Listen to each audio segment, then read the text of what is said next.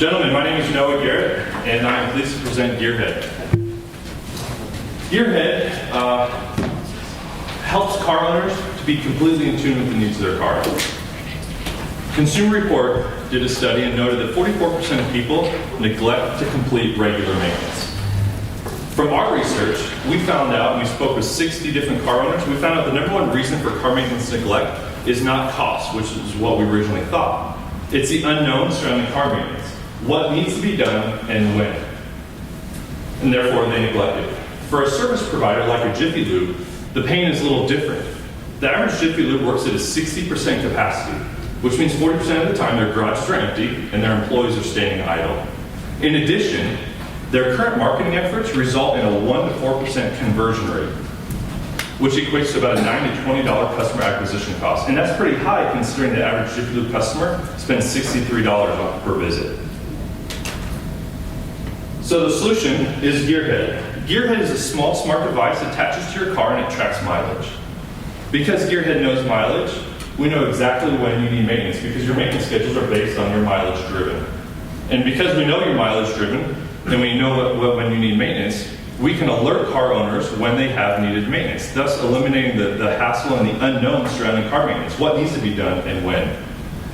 But in addition to the consumer, Gearhead offers value to the service providers because since we know when car owners need maintenance, we can offer service providers hot leads for car owners who have immediate maintenance, thus allowing them to do more targeted marketing and to fill that excess capacity in their garages. Let's talk about how it works. So Gearhead easily attaches, in fact, I'm holding this, let me pass it on. Gearhead easily attaches to a car and tracks mileage. The mileage data is uploaded through Wi-Fi connections. We analyze the data and then we send car owners real-time alerts with their maintenance needs. Another thing that Gearhead does that's really neat, so when you're on a road trip and that check engine light comes flashing on your dash, within seconds of that happening, Gearhead is going to send you a text alert telling you exactly what's wrong with your car and whether or not it's safe to continue driving. There's a number of other value add that we give to the car owner, including a customized maintenance schedule, peace of mind, a dashboard that lets them be completely up to date with what's going on with the maintenance needs of their car. Let's talk about the team really quickly. Justin Kent on the right-hand side is the innovator of the Gearhead device. He spent his entire career in the automotive service industry. I'm Noah Garrett, very entrepreneurial minded. Before coming back to MBA school, helped grow my father's business from 2 to 12 million in revenue in just 3 years. Last year I helped a company called Foam Soap launch out of this competition I actually presented to many of you. In our first 30 days of a Kickstarter campaign, we sold 1,500 units. And that team, the Foam Soap team, actually just raised a seed round, so they're doing well. I believe the Gearhead device can really pump new life into a stable and large, but somewhat stagnant industry, and that's the automotive service industry. Let's talk about how we're going to market. There's 4 critical elements of our go-to-market. First is the development and the IP surrounding this device. 2, the target market. Who are we going after first? And there's 2 target markets we're going after that we feel are the low-hanging fruit in the industry. Third, how do we deploy the device? So the winner in this space is going to be the company that can deploy the most devices in cars. So I want to talk to you about why we're going to win there. And then fourth, what's the revenue model? How are we going to make money? So first, the development. It's being developed by Tim Tabor of Tabor Engineering in Salt Lake City. He has experience in onboard diagnostic systems that speak with your computer. It's 90% complete, and it's actually been deployed in his 2011 Jeep Cherokee, and it has collected loads of data. Now, the IP, we filed a patent last year, August 2012, with Workman Integrator of Salt Lake, and I'm really optimistic to hear something this century about whether our patent is good. So the go-to-market strategy, there's 2 target customers that we're targeting. One is the do-it-for-me car owner. This is a car owner who values the service aspect of maintenance. They go to a Jiffy Lube already, so they value that service, they trust service providers, but often they're undereducated about car maintenance, what needs to be done and when. They're also looking for a good deal. They want coupons, and so they wait for those coupons to come in the mail, even at the expense of postponing maintenance, which is I feel is a bad move. And last, one of the critical characteristics, this is a huge market. And so that's one we're attacking. The other one is fleet owners.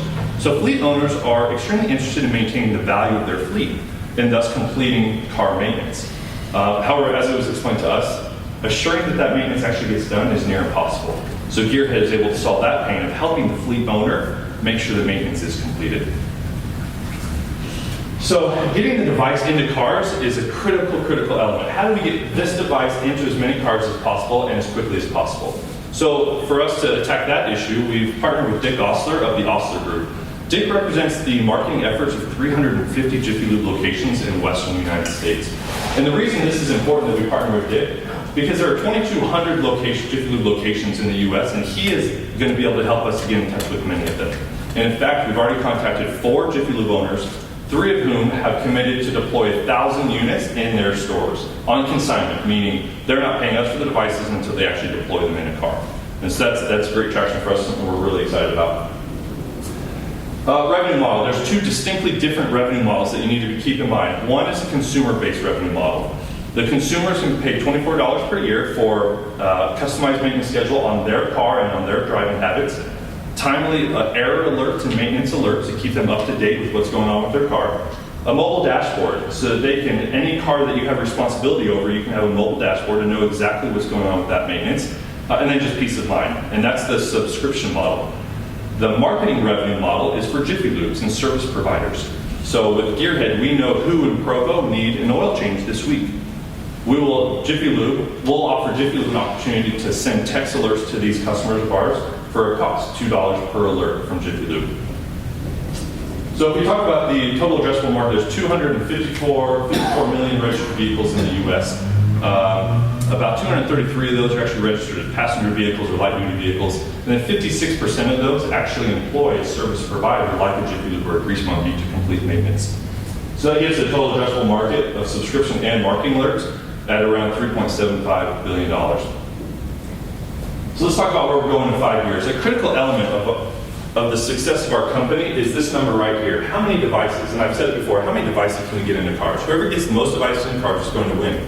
Our goal in 5 years, because of our marketing strategy, partnering with Jiffy Lubes, who see hundreds of thousands of millions of cars each year, we believe the goal is 1.1 million devices in year 5, resulting in $30 million revenue. Lastly, I want to talk about competitive analysis. There are some big players in this space. 2 that I want to really pinpoint. OnStar, definitely, they are the Goliath. And let me tell you why they're the Goliath. Because every GM car that drives off that lot has OnStar on it.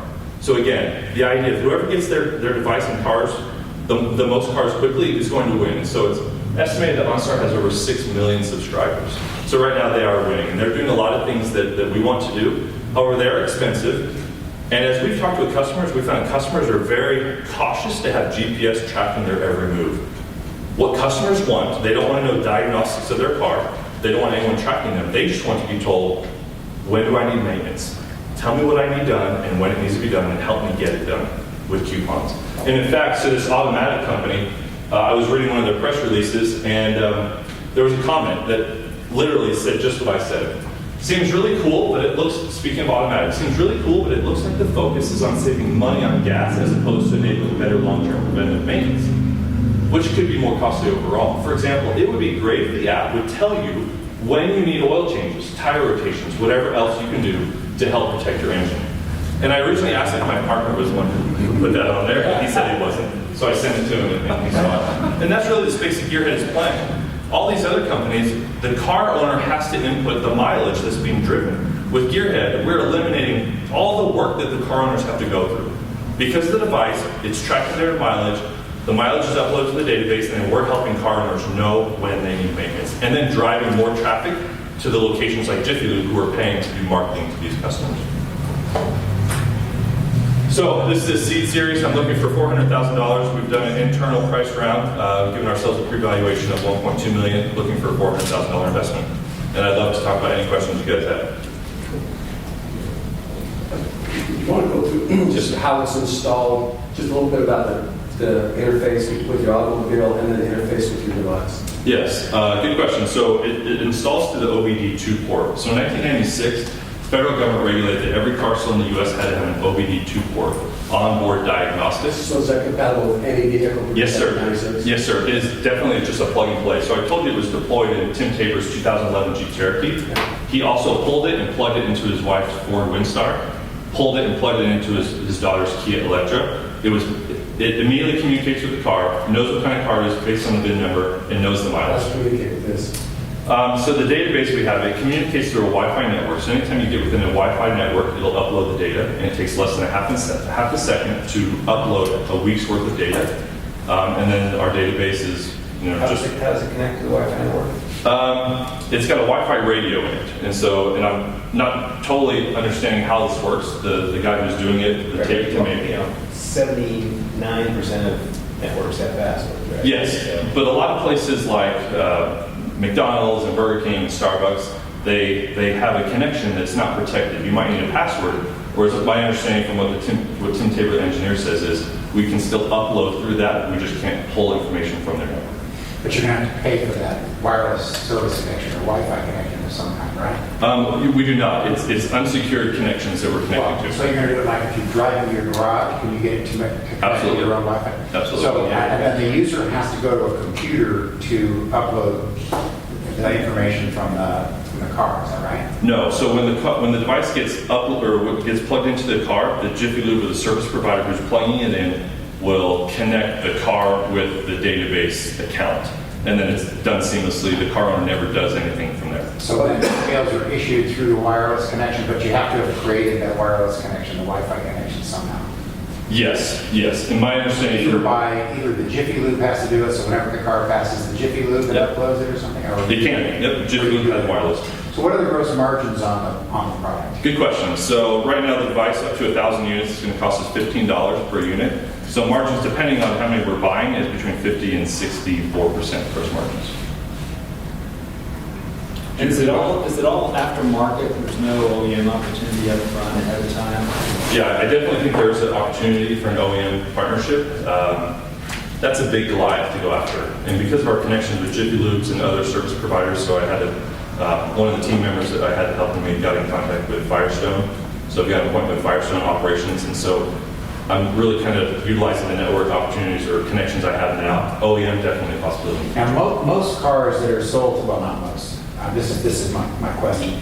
Starting in '96, you had to have a port. Yes, sir. But many cars now have a GPS display, which actually puts exactly this information on the screen. So my car popped up, I need to change the oil on the way down here. A little orange thing comes up every time I turn the car on, it reminds me. So those are not targets for you. So the number of cars that are your targets are those post '96 that don't have an integrated GPS unit that already does this for you. That number will decline over time as the GPS units come down. Yeah, you're definitely right. So a lot of cars have this sort of capability installed. I still think that there is a value add in helping you maintain maintenance schedules for not only your car, but all of the cars, and then continuing to remind you when you need that service. And thirdly, offering you discounts and coupons, feeling like you're getting a good deal. But you're definitely right. That's an issue. That as cars become more technology savvy, they might be able to make the As soon connection. as the people who put these devices on your screen see you do this, or maybe they're already working on it, they'll pop a coupon on the screen. Yes, if they have the connections and the partnerships with the service providers, definitely a possibility. Yep. 1, 2. So I get the email and change my oil. I don't go to Jiffy Lube, Bucks Oil, change. They do it. How does it know that I've actually done the service and does it keep reminding me? Good question. So hopefully where you get the device installed through the service provider that you choose, whether, what is it, Bucks Oil? Yeah, whoever it is, Grease Monkey. Hopefully you will continue to be loyal to them, and so the information that your oil change has actually been done will be done through the service provider. They will update the information. There will be an option definitely that the car owner can do it. So hey, I don't like them anymore. I want to have my oil changed here. Definitely an opportunity that as a car owner can upload that information and update his account. User friendliness, definitely. So I think I read that Progressive Vim did a deal with Midas. Okay. Could you guys get in their Vim module or Yeah, I don't know. Are you talking about the snapshot, the progressive snapshot model? vehicle information? Just I think it plugs into the same port. Yeah. It reports back. You're driving 55, and 55, or you're driving 85 with Yeah. a discount. Yes. So there actually has been a lot of pushback with the progressive snapshot. A lot of people concerned about Big Brother watching over their driving habits. In fact, another guy on the team, John Mayfield, he tried it and it kept beeping at him because I guess he was a terrible driver, and he pulled that thing out right next to him. So definitely the partnership, I think, is something that is a critical element of their success. But I think what they're doing is something they're having pushback on. What's the technology you use to do the mileage? Collect the mileage, it's not GPS. No, sir, it's the odometer reading. So that's another thing to narrow down the market. We can only collect information from cars who digitally keep track of their mileage. So I've got a 69 Camaro. It does a little tachometer or Does it also collect information about the speed of the car and things like that? Yes, sir, Carl. It actually keeps track of everything your computer's keeping track of in your car. So long term, I think the data analytic play is So talking there. to insurance companies that Yes. do things for safe driver behavior is a possibility. Absolutely long term. Or for lead log cases who want to find out if you were speeding when you had an accident. Yeah, could it be subpoenaed fighting a lawsuit for Driver's side, is that your competitive list? Excuse me? Did you look at something on the driver's side? No, but I would definitely like to. I put the CEO's email on it for you. so- Oh, thank you. Thank you. Is what is being tracked somewhat limited in the sense that it's not going to tell me that I need new ball joints at 80,000 on Steve, anything that is recommended according to mileage, we can know. And so as manufacturers dictate maintenance schedules based on mileage, definitely we can tell that. so it's not just limited to tire rotation and oil. Right, that's So you'll right. have a database for the kind of car that it is and know that. Yes, sir.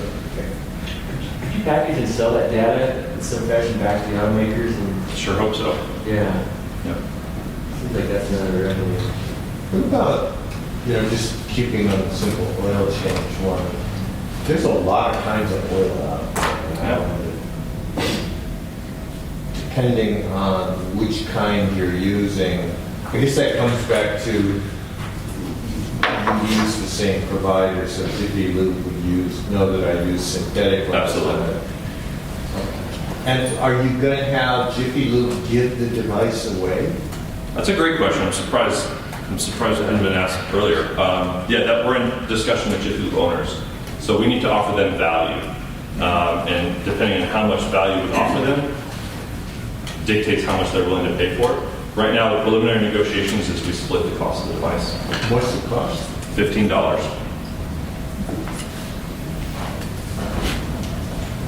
Time? Yep. Oh, we got a minute. We have a minute Yeah. left, so. Sorry, Hey, Sounds like there's a spouse that's falling on the judge, so. we're good. Sorry, we good? Yeah. Thank you, guys.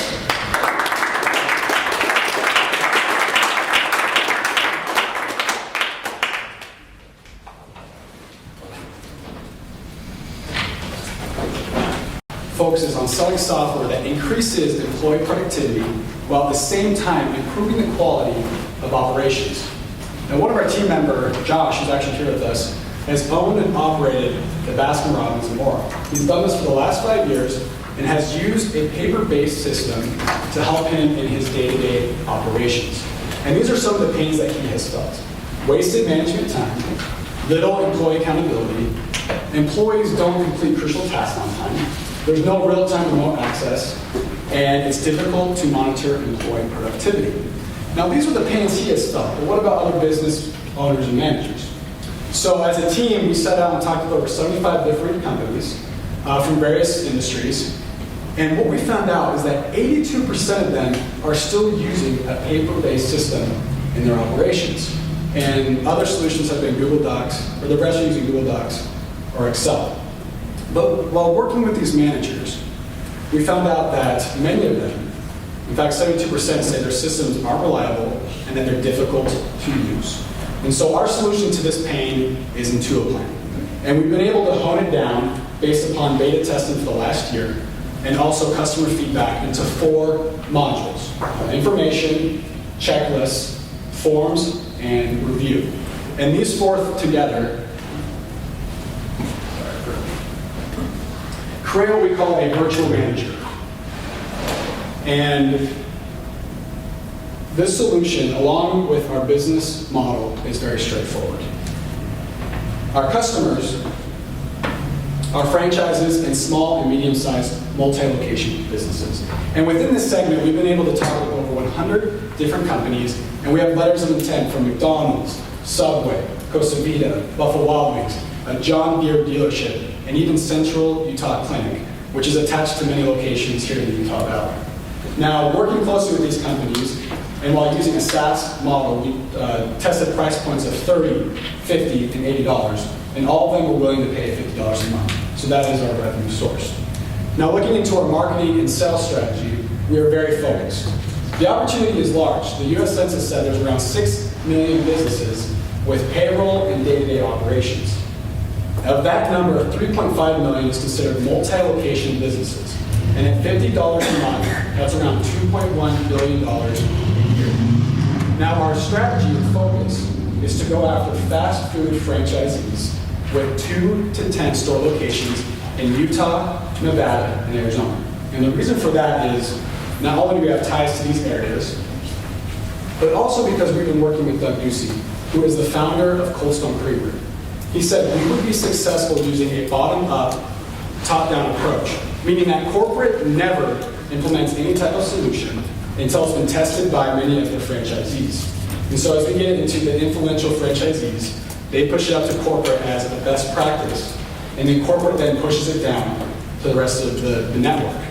And so using a direct sales force and this method of bottom-up, top-down, we are going to grow into plants very quickly, first by penetrating this niche market and then expanding into the rest of it. But with this opportunity always comes competition. Our number one competitor is a paper-based system known as Red Book Solutions. And they currently have 100,000 locations out of 6 million. That's a little under 2% of the opportunity. But the last 2 months, they did say they're going digital, which is something that obviously concerned us because it appeared that they were doing or offering a solution very similar to what we were doing. But as we investigated further and were able to research, it turns out that they've partnered with a company called Hot Schedules. So when they're going digital, they're now focusing more on scheduling employees, while we as IntuiPlan are focusing still on day-to-day operations. Now, other competitors, as we've compared to using the Matrix, email, other internal networks, and even Dropbox. These solutions do things here and there well. But when it comes to managing day-to-day operations and what we call creating a virtual manager, no one does it better than IntuiPlan. And even at the end of the day, this is why we win. Number one is we don't manage managers. We empower them. Now, the many managers we've worked with, many of them have said, you know what, the solutions out there just add another burden to my load. And we seek to lighten their burden by helping them manage the front-end employees, helping their employees know what to do at all times. And secondly, we have an intuitive, fast setup. Josh had one of his everyday employees set up the Baskin-Robbins operations in 2 hours. And last Friday, we worked with the director of operations of Glymed Plus, a direct sales company. And she set up her operations within an hour. And what's cool about her is that her previous previous work experience was working for Oracle as a product launch manager. And she said, what you guys are doing is going to revolutionize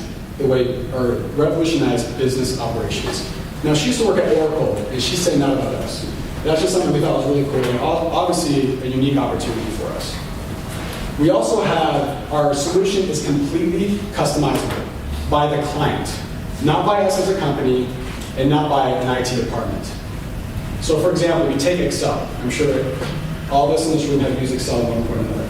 It is one software, but can be used to fit the needs of many people. That's the same with IntuiPlan. It is one software, but can be used to fit the needs of many businesses. We also have a reliable app. If internet goes down, power goes out, employees always can access the information they need at all times to be a successful employee. Now, we feel we have the right management team in place. Now, although we are young, we do have relevant experience. We've either worked for audited systems we even developed companies like KPMG, Visa, Symantec, Flying J. I mean, Josh has owned and operated the Baskin-Robbins store for 5 years, which is our target market right now. So he's understood how that works and the pain there. But we've also been able to work with an amazing advisory board. These guys have been there before, they've been in our shoes, and have really helped us take steps to make it to the next level with Moki Networks, AppTask, and Ancestry.com.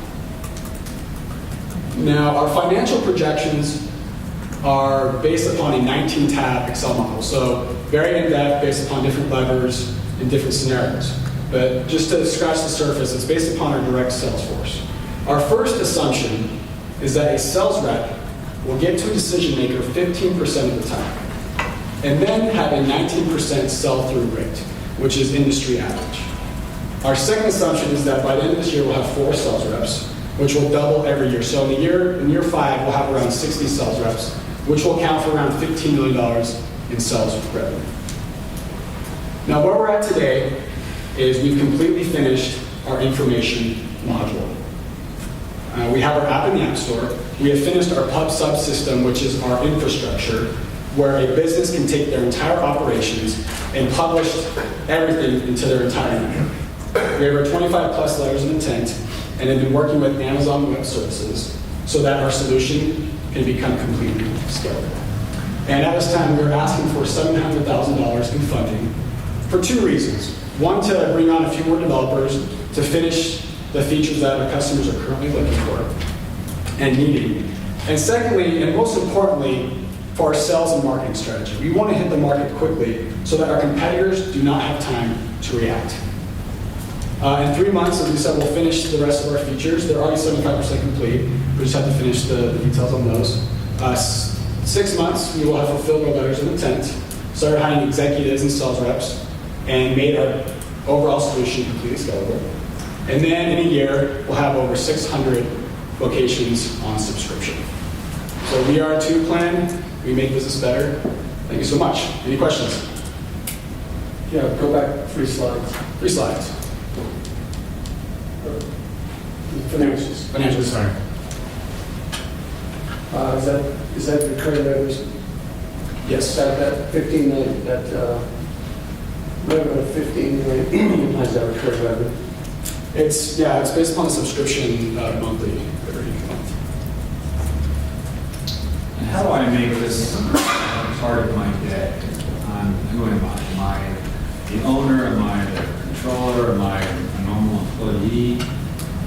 How does How it works? Yeah, how does this get woven into my daily life? So so who this really helps solve, as we talked about, is managers. We seek to empower them. So they're the ones who were trying to save time so they have time to make more profit-making decisions. So what they do is they either themselves or a secretary or some director of operations takes a few hours, like we said, the Baskin-Robbins, Lyman Plus, take a few hours to set the entire system. And then what happens is, and that's on a web browser, it's like their manager portal, just with their account. And then everything is accessed from a mobile device. So this is in the heart of the operations. You know, in the Baskin-Robbins, it's right next to the POS system. So after they're tending to their customers, the first thing they go to is into a plan, instead of just kind of wandering around and what to do next. And so they come here they can access all the information they need. Daily, as you see, checklist forms and dashboard is not completely finished. What does that mean, access all the information I need? So you come in here and you have categories, which is then broken down into subcategories. And then, What is that information that you're looking at? job aids, procedures, recipes, operations, just the things that they need to do on a day-to-day basis. And so the other big thing that they liked is really the checklist.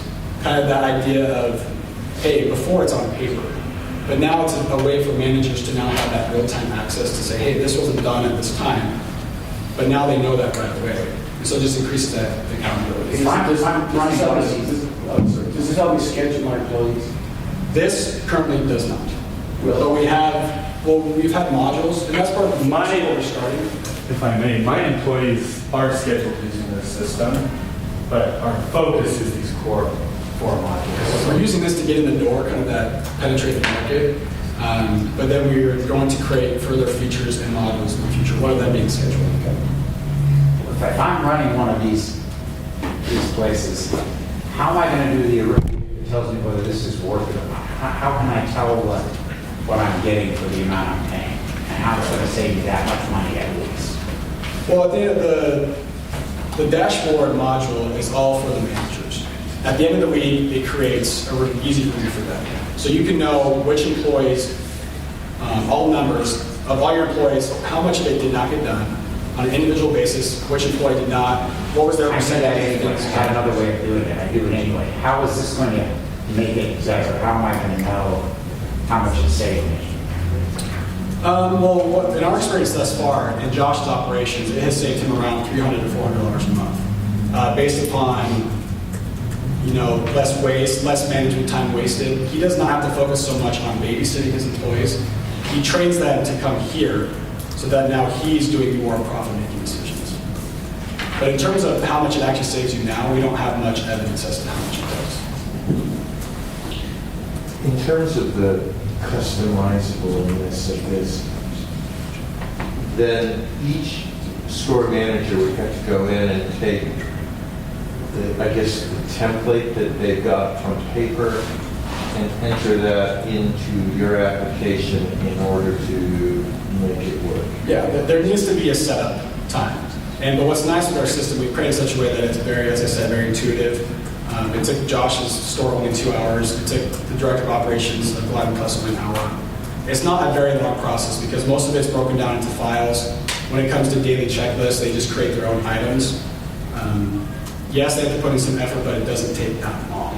But doesn't corporate provide that to the franchisees? I mean, there's an operations manual that not only is it provided, but to a certain degree is enforced as a way to maintain quality by the franchisees. Why wouldn't you just take that corporate template and put it in there for them rather than make them do it? Well, eventually that's what we want to get at. But this is where we have been working with Doug Busey. He said if we go to corporate right away, we will spend the rest of our lives in demo how. He said, in order to be successful, we have to start with these 10-store location owners.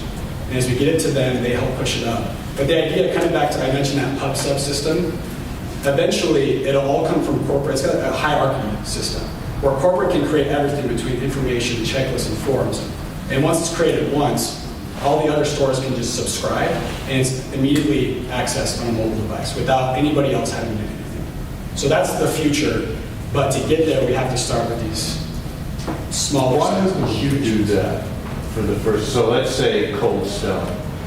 You're going to target Cold Stones in Utah. Why wouldn't you get one of those manuals, operational manuals, that the franchisee has, and you create it so that it automatically populates the appropriate fields, and you avoid the issues of the person never getting around to it, getting it wrong, procrastinating, whatever. So you're saying us as a company do it for them? Yeah, for the initial ones, you get the Cold Stone operational plan up there to do tasks per employee, and it's all there, and all they have to do is turn it on. In terms of the long term, we don't want to do that, but yes, in the short term, we have been doing that. With all of our pre-sales meetings, I mean, we've been working with Brad Davis, who owns 16 Subways, 16 Costa Vidas, and he said, hey, I want to test this on Subway, and he's also the owner of Roxbury. And our plan for him was to help get his people set up. We would be there for them, we would help them. So that's our plan, is in the first initial stage, is to help some of these initial companies get set up. But in the long term, we want to, it's completely customizable by them, reducing the cost for us. I see that as a problem.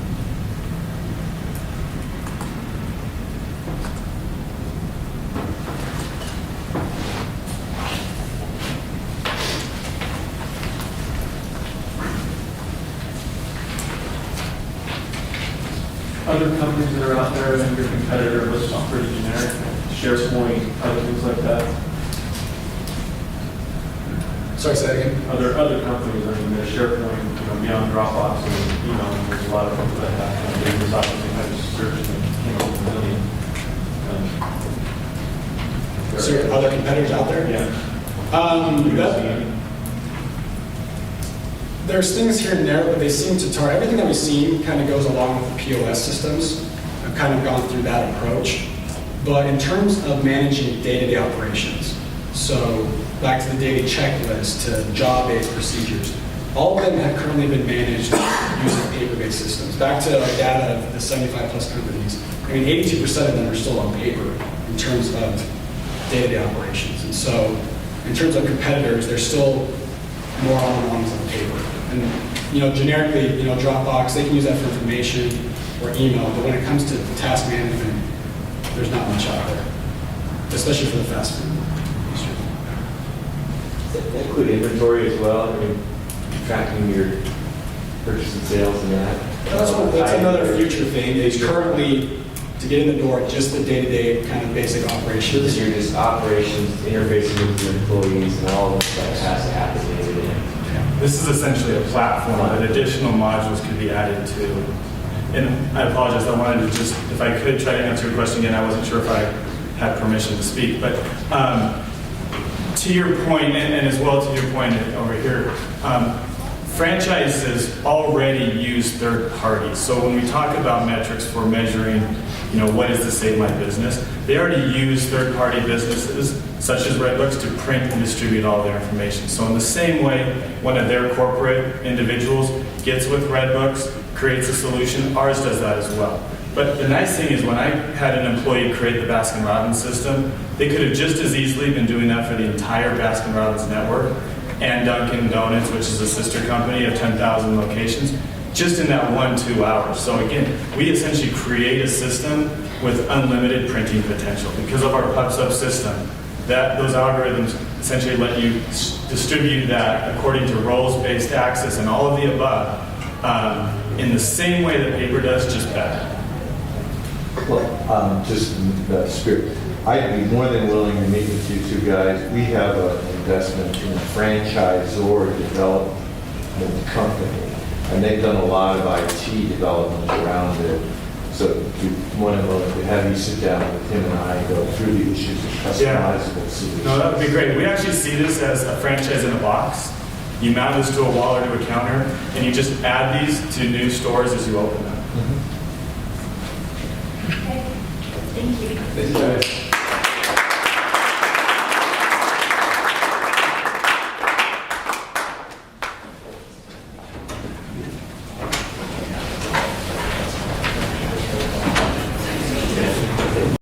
From an epidemic that is sweeping the nation.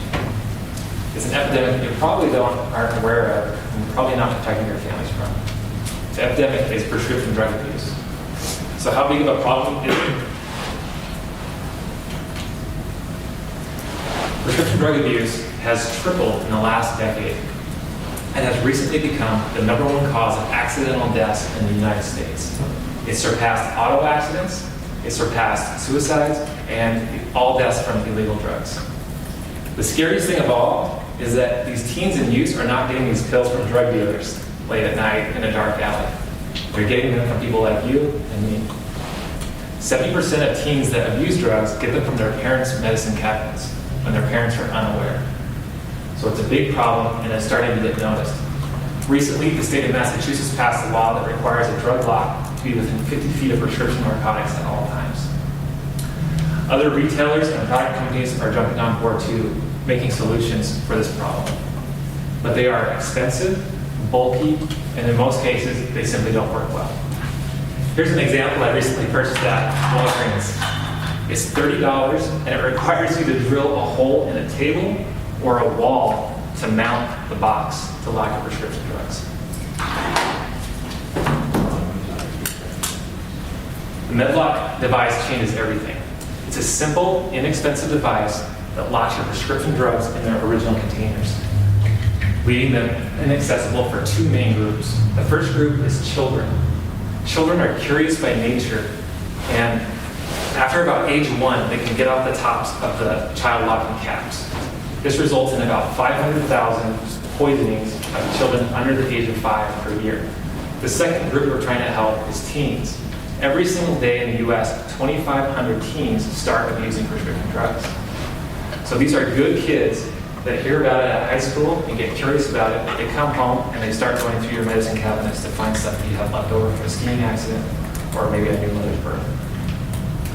In both cases, the MedLock can help avoid accidental overdoses with children, and number 2, deter theft either by a loved one or just any other person you don't want in your house. Our more advanced version that we're working on right now will notify your smartphone immediately if tampering has occurred. I want you to imagine being on a business trip or on a cruise, and immediately you get this signal on your phone. Right then, you have saved years, potentially, on understanding a problem that's at your home that you might not have been aware about. And most of all, we're trying to stop stories like this. A fellow MBA student emailed me this, telling about her brother at age 12 started abusing drugs in their parents' medicine cabinet. They didn't find out until he was 14. You ask, how could this happen? But the truth is, it happens all the time. So one of the reasons this is such a large problem is because of the number of prescriptions that are written every year in America. 4 billion prescriptions are written every year and filled. And within that, the market we're focused on is narcotics because it's the area of the most accidental deaths that occur. 240 million prescriptions a year. Now, these are new mothers, they're patients who recently had surgery. They're taking these narcotics home and they're making them accessible to children and teenagers. The reason that we can be successful, and I'll get to the go-to-market strategy in just a second, is because we have a proven approach that's not being used in this market. We start out with a promo product that's being given to physicians, it's being given to health systems, and also to pharmacists. They're able to educate right where the patients are meeting their patients and their physicians. Tell them about the product. We've already met with doctors, they love it. And they also tell us that it's great because they can put their advertising on this, and long after they've taken these drugs, they can then take them and they have their advertising in the person's medical or medicine cabinet. From there we go to retail, and we have our digital product, and our wholesale margin on this product is 60%. So I talked about, Bryce mentioned some of the other products that are out there, and why our solution actually makes this accessible to a huge market. So much so that we project $30 million in revenue in 5 years. Now that may seem like a lot. The way we come up with those numbers is selling one product per store per week. And keep in mind that some of these retail outlets fill 300 to 500 prescriptions per day. So let me talk about the go-to-market strategy a little bit. I talked about going directly to doctors and to pharmacists and also to health systems. From there, we can leverage into promotional companies and also into infomercial companies that we can leverage their sales resources to collect data. And then from there, go into the retail. Now, if this sounds like kind of a longer approach, the reason why is because we've actually done this before. Bryce has launched 50 products and sold millions of products worldwide. So let me talk about some of the traction that we've already received. We've contacted the 3 largest promotional companies. We're currently in talks for a 50,000 unit guaranteed order with one of those companies. We've got a 1,000 unit pre-order from a doctor, guaranteed pre-order. And we've also, just the other day, had a 100 unit order from a pharmacy. Now, 100 units doesn't sound like a lot, but keep in mind that there are 22,000 independent pharmacies throughout the United States. And that sell did not take very long. Additionally, on the retail side, we've been in talks with Apothecary Products, which is one of the largest providers in the pharmacy market. And they saw the product, they love it, and they want to partner with us to go into Walgreens and also into their sales catalogs. We've also had traction from other organizations. So one of the largest drug makers in the country approached us and asked us to be sponsored, asked if they could sponsor us in a business plan competition. And we've had success from other organizations. So we've got a great product, we've had traction, but let me tell you why we can execute on this product and what we're trying to do. I talked about how Bryce has launched already 50 products, sold millions of units worldwide. He also has been approached by the top product design company in the world, IDEO, to come work for them. Spencer Clausen actually has years of experience in mergers and acquisitions. He's raised hundreds of thousands of dollars for a startup. My experience is in market research and market strategy. I also helped write and pass a medical device legislation here in the state of Utah, and I also have relationships with some of the larger health systems in the country. Additionally, we have advisors who have started promotional companies and also work directly with infomercial companies and some of the retail distributors. We're asking for $275,000 for a 30% stake, which we're basing on our current sales and the likelihood of closing deals in the near future. So you're going to see a lot of products today, a lot of good companies. So why Medlock? We're going to be in the market in 90 days. We don't need FDA approval. We've done this before. I mentioned the 50 products that Bryce has launched. Our advisor has launched hundreds of products through the same strategy that we're using with this market. And it's a very simple and inexpensive solution to a large and growing problem. So we mentioned a lot of statistics today. And it's been said that 1 million deaths is a statistic and a single death is a tragedy. This is an issue that is in our homes. It's in the homes of our relatives and in our neighbors. And it's one that we're probably not aware of in many cases. And yet, in a very simple and inexpensive way, we can provide a solution to make sure that our children and teenagers are safe. And we've had great success, and we'd love for the Miller New Venture Challenge, and this group in particular, to be a part of that success. And so with that, we'll take any questions you have. Can we see it? Yeah. It's a prototype. One comment I would make, you talk to any doctor who spends time in a hospital, and they will tell you that the issue is not narcotics. The number one cause of death for children from drugs is Tylenol. You ingest enough Tylenol and there's nothing they can do even if they get you to the hospital. That actually causes irreparable liver and kidney damage. You're missing the biggest market of all, which is to put these things on Tylenol bottles. That's good. Most teenagers who commit suicide accidentally, they want to get attention, so they take an overdose of something. They think Tylenol can't be bad because it's Tylenol. Right. But it's absolutely deadly. You take about 20 or 30 Tylenol tablets and you could walk into a hospital and there's not a thing they can do to save you.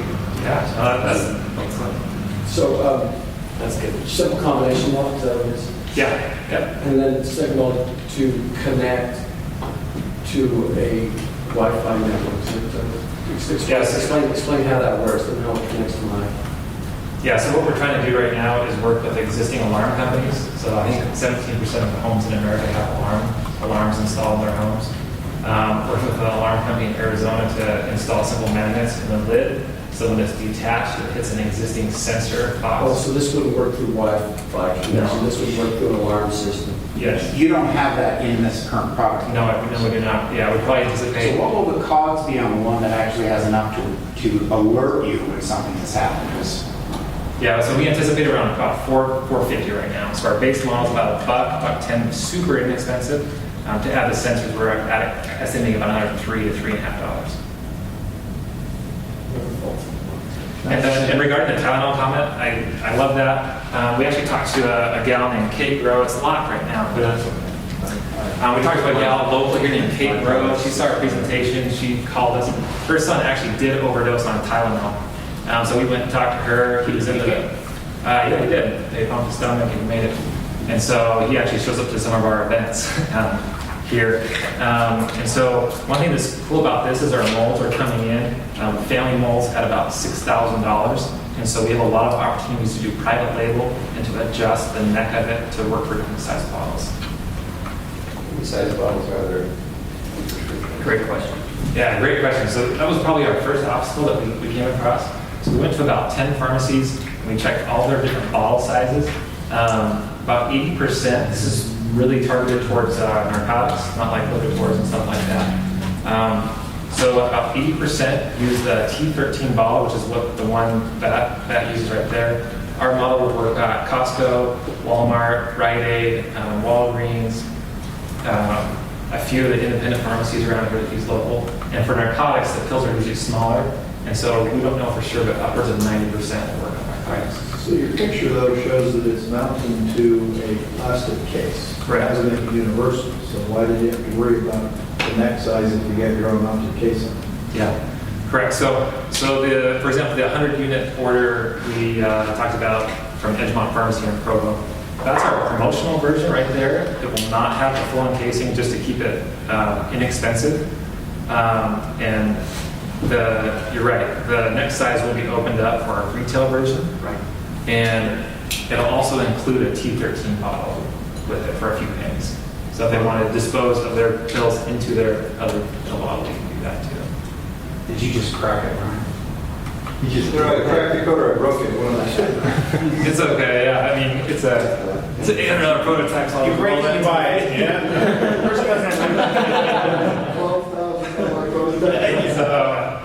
So our ones what we're doing right now, so we can cut final molds, but what we're doing is we're cutting aluminum molds, which will be prototype molds.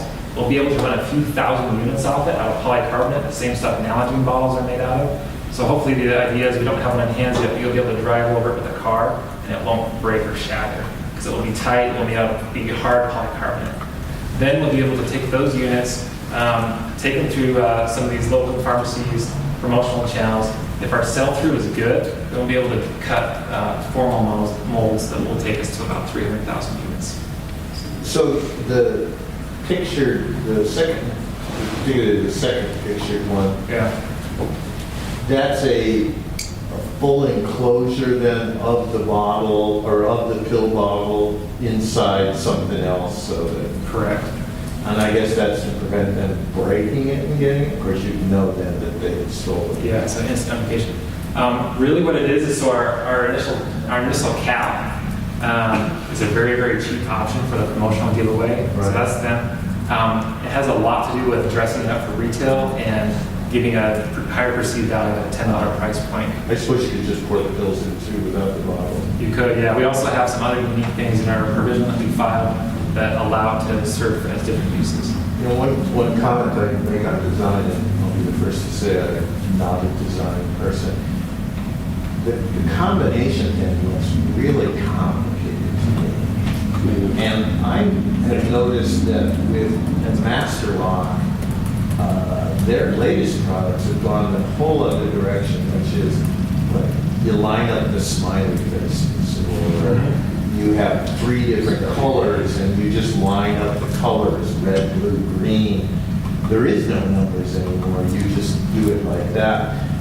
I wonder for a product like this, if that wouldn't be a more appropriate way to do it rather than another password.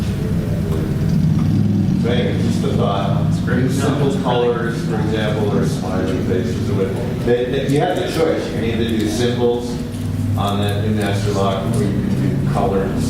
Yeah, I found the colors easier for us. So I have a question. Is this a product or is this a company? You know, I look at this and I think, you got $7 margin. Sure. So if you go to somebody who already does 10 million of these things a year, bottles or something, they've already got the distribution channel and say, hey, I'll give you $3. You guys take $4. I mean, you have to build a company to be successful in this, or can you just license? We talked back and forth about that. Yeah, we're not too, yeah, I'll take that. We're not too excited about licensing just because, first of all, I don't know what a licensing fee would probably be around 3 to 5%, maybe a minimum guarantee over a year of $40,000, $50,000. I don't know what the deal would be, but a 3 to 5% royalty. For this, we think we can do better. There's high margins in it, and then this is step 1. Going forward, we want to partner with other locking devices and other pharmaceutical devices to create a broad spectrum of what we can offer into these pharmacies. And so this is step 1. The end goal, at least for me, 5-10 years from now, is to create a true medical device company. And so that's why we're going the company route and not a licensing fee. I've dealt with a lot of licensing. I've done 12 handstands, been involved with probably 10 or 12 licensing deals. And it's great if you want to go through the mailbox every quarter, but I don't think that's what we want to do. Can you talk about the status of your IP? Yeah, so we have a provisional file. We've done so that's checked off a few months ago. We've done a full IP search with a patent company. I'm trying to think what I can say. We're optimistic about the chances for, maybe everyone is, but we're optimistic about our chances, especially a few things that you actually don't see on this right now, that are internal mechanisms that actually add value to the product, that make it user-friendly. So we're excited about that. Any other questions? I take a hammer to a bullet, just pop open. Absolutely. Yeah. And so, So, you know, having seen people in this state of mind in my proximity in my neighborhood, that's what they do, pop that open.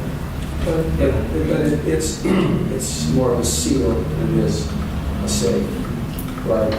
In other words, at least down the middle. right.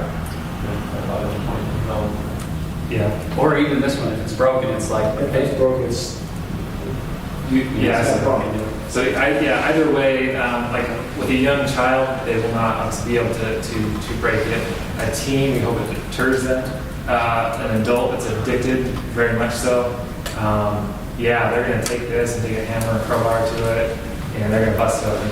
But in all cases, you either have a deterrent, you save the child's life, or you have early notification that somebody's taking the pills.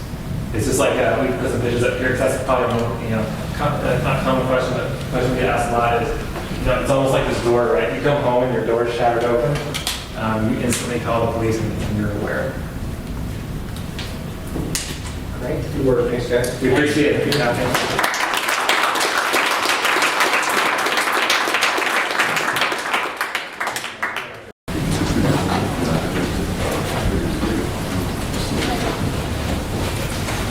You guys ready for this?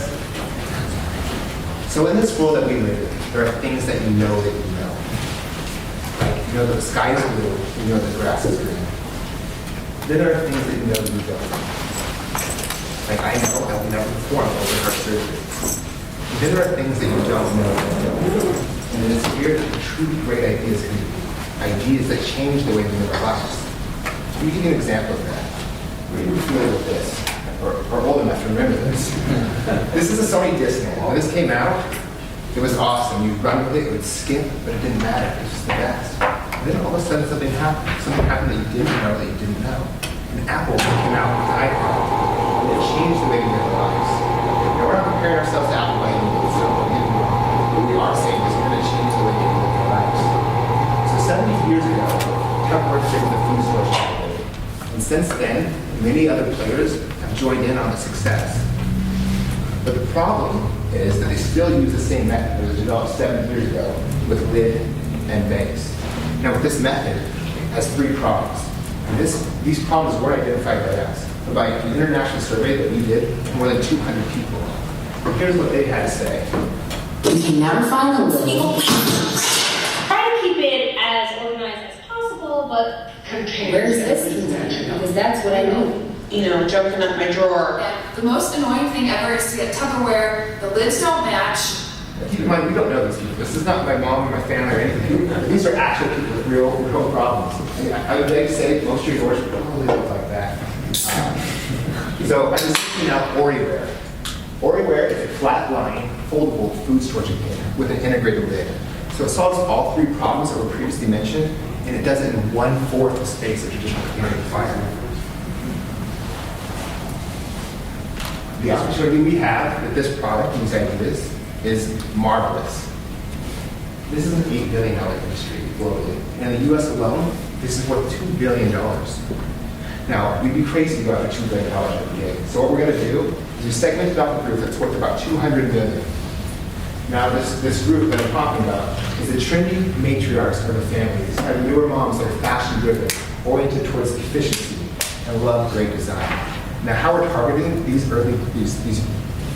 matriarchs, we've identified the top 100 mommy bloggers and the top 50 design sites that these moms are frequenting.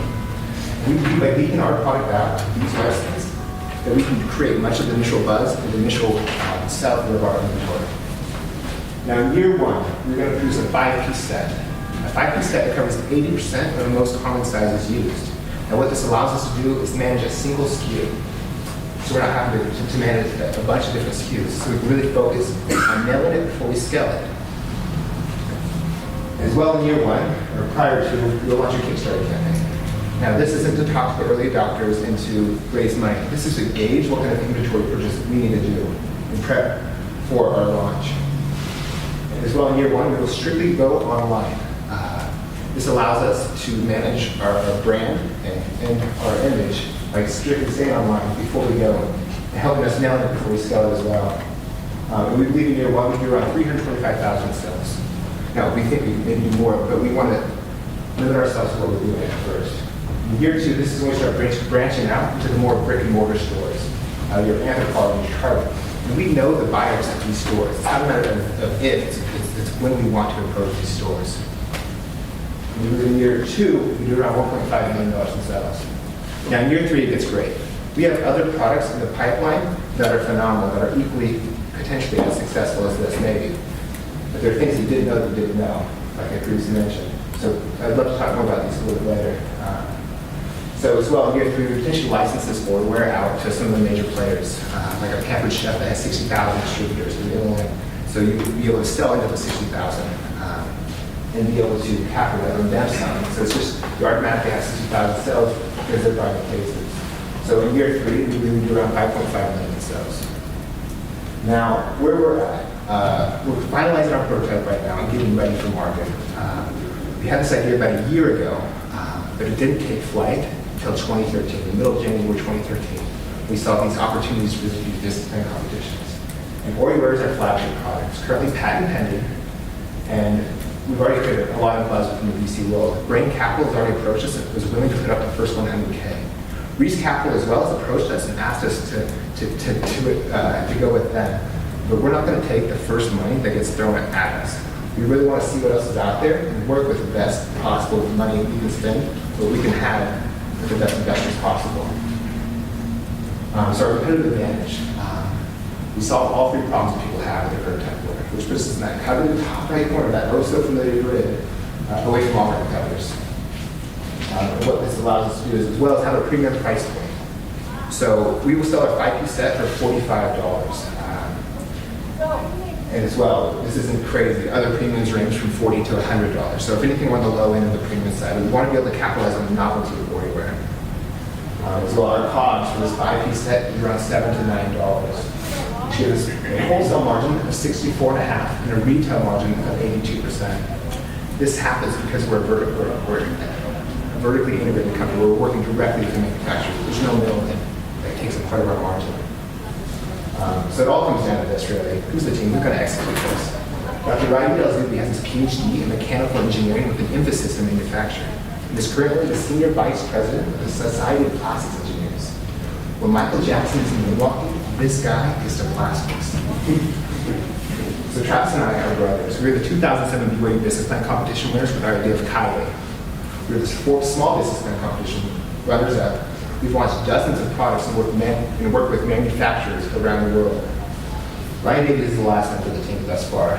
He's raised over $100 million in venture capital, has exited successfully from multiple companies, and was Utah's Business Magazine Top 40, under 40. We have a phenomenal advisory board. Chris Hacker is the Chief Design Officer at Johnson & Johnson. I have a personal relationship with him. He loves that we're reducing the carbon footprint of the industry. His passion in life is to sustainable design and driving down carbon footprint. CJ is the next on the advisory board, and she has more than 1 million unique visitors to her blog every month. She was voted Blog of the Year just a few years ago, and is helping us kind of with our go-to-market strategy and the problems that we have with our going to moms. And those actually all the mommy bloggers as well. Adrian Pulfer is one of the most decorated designers in America. John Wynn is a patent attorney at Work in Niagara and is helping us, and he's currently on retainer, helping us with any of the problems we have. As I mentioned earlier, we're currently patent pending. Rod Davies has more than 25 years experience in sourcing and that owns and operates an office in Hong Kong where he does most of his business. So this is kind of what we're seeing. We're seeing a $225,000 investment for the following year for CAD, IP, mobile inventory, and operational costs. So we're Ori. We thank you for your time. We'd like to open this up and show you guys just a few products that we have in the works. So as I'm maybe putting these out, if you guys have any questions you'd like to ask. So this is kind of this is it. This is just a rough prototype. The way we're going to develop this is a little bit differently, but that's the genesis. What's the material that the final one will actually be made out of, and what are you going to use for this airtight sealing? Right. So the material, this is the process that we've kind of developed. So it's utilizing a mylar film, and this actually allows us to do pretty cool things as well.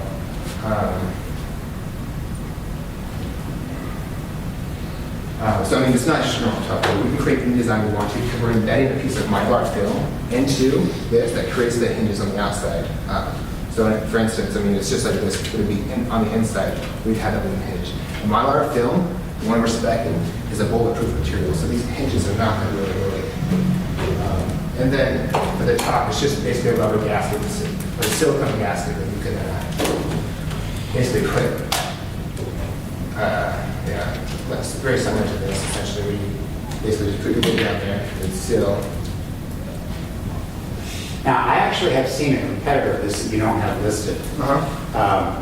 It's a company that has got two of the ideas that you've got.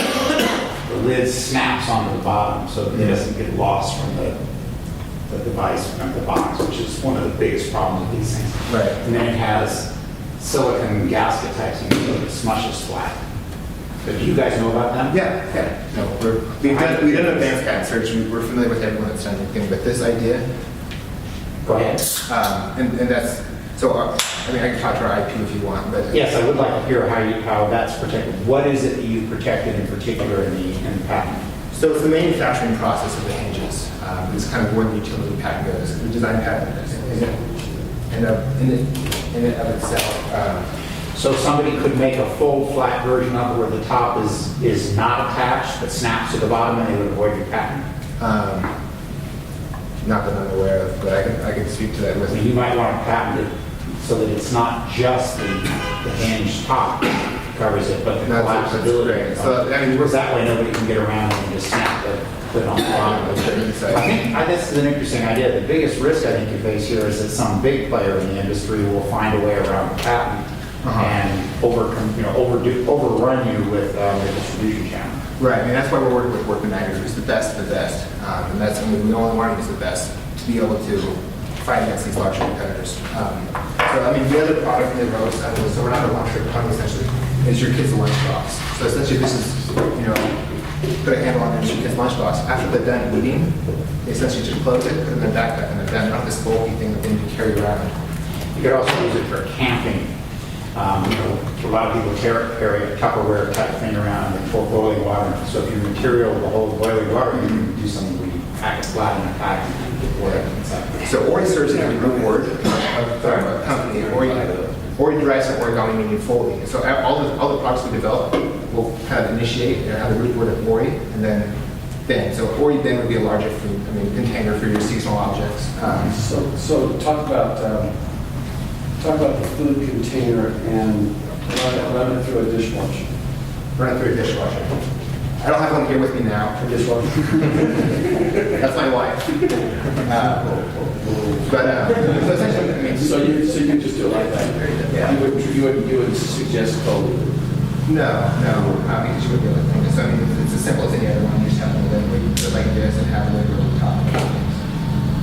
Don't know why I said that.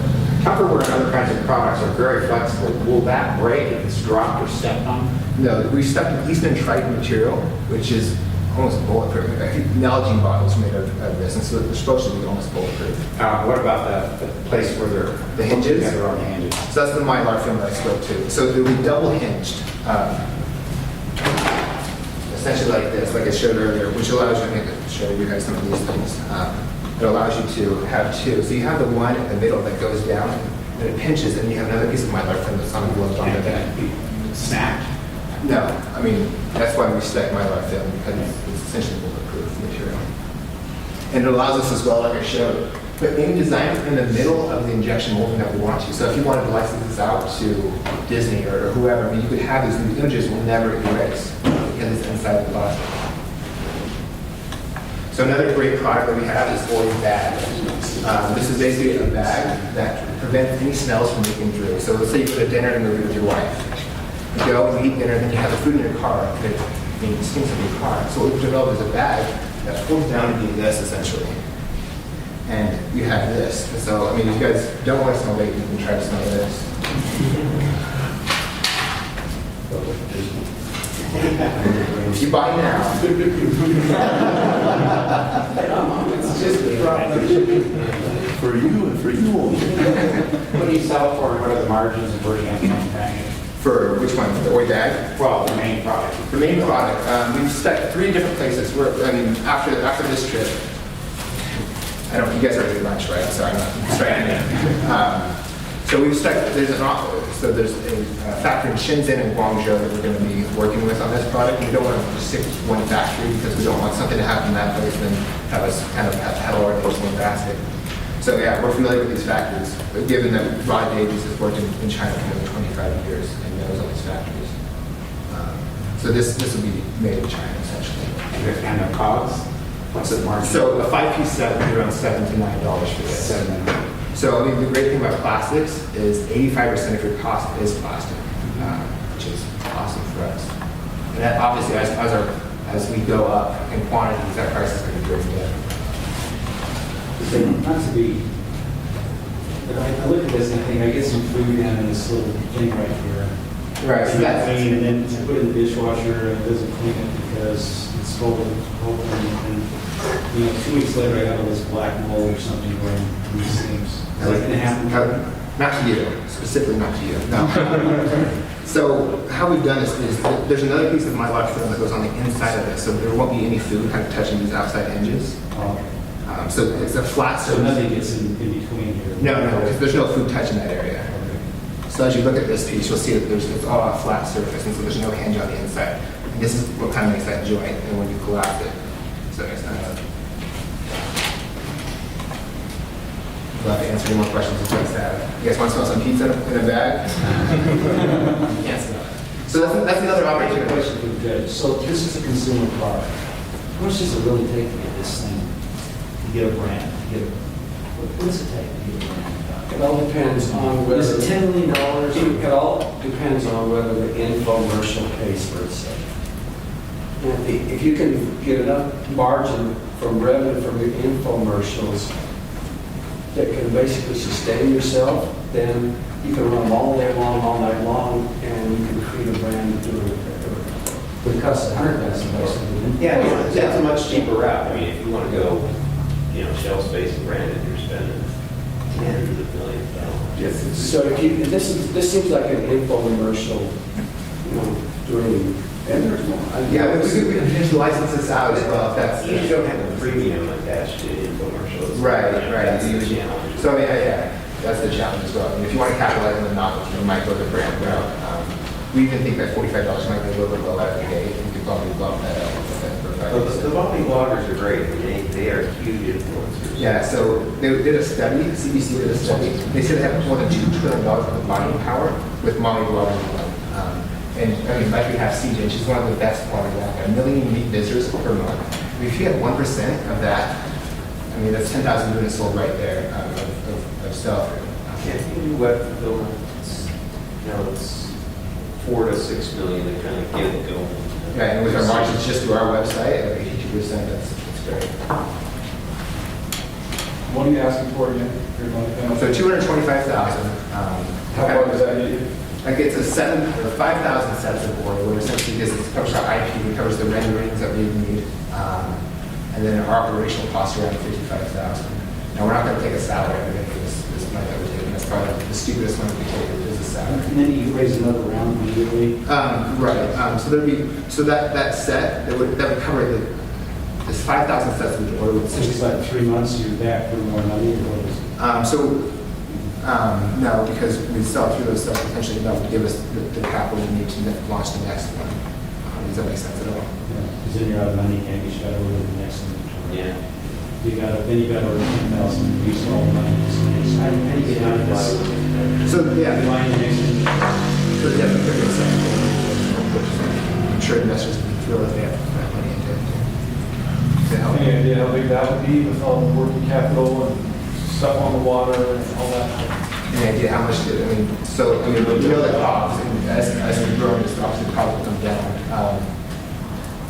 Sorry, could you say How much, to build out inventory to make this great jump to revenue? So yeah, the 5P set is around $7 to $9. It just depends on how much inventory we need. And that's why we're really trying to nail it before we scale it by going with online retailers, just go large brick and mortar.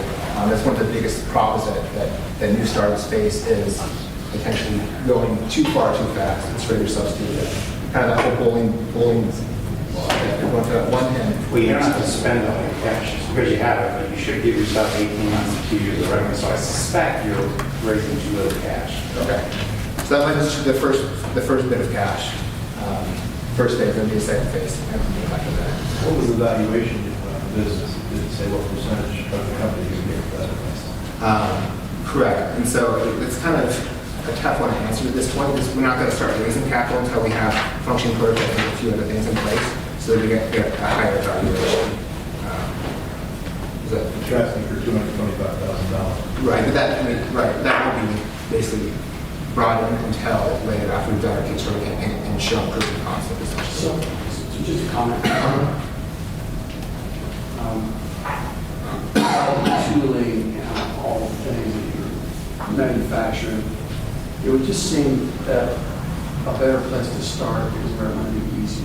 Okay. And that's what your lunchbox is. I mean, the stuff you can print on and everything. That might be a viable option as well. We're not stuck in our ways. We're going to listen to people. All of a sudden, that's easier to manufacture. Take out food. It doesn't need to be airtight or... It doesn't need to be airtight. You don't have to worry about cleaning the little micro corners in the dishwasher. And it's just an easy start. No, I And agree it's with a that. good way to get a start and get funded and get it going without having to worry about all the startup plastics and manufacturing. Just easy. Start where it's easy. Okay. Perfect. We're totally open to the conversations like this. So thank you. Besides, it's the Avengers.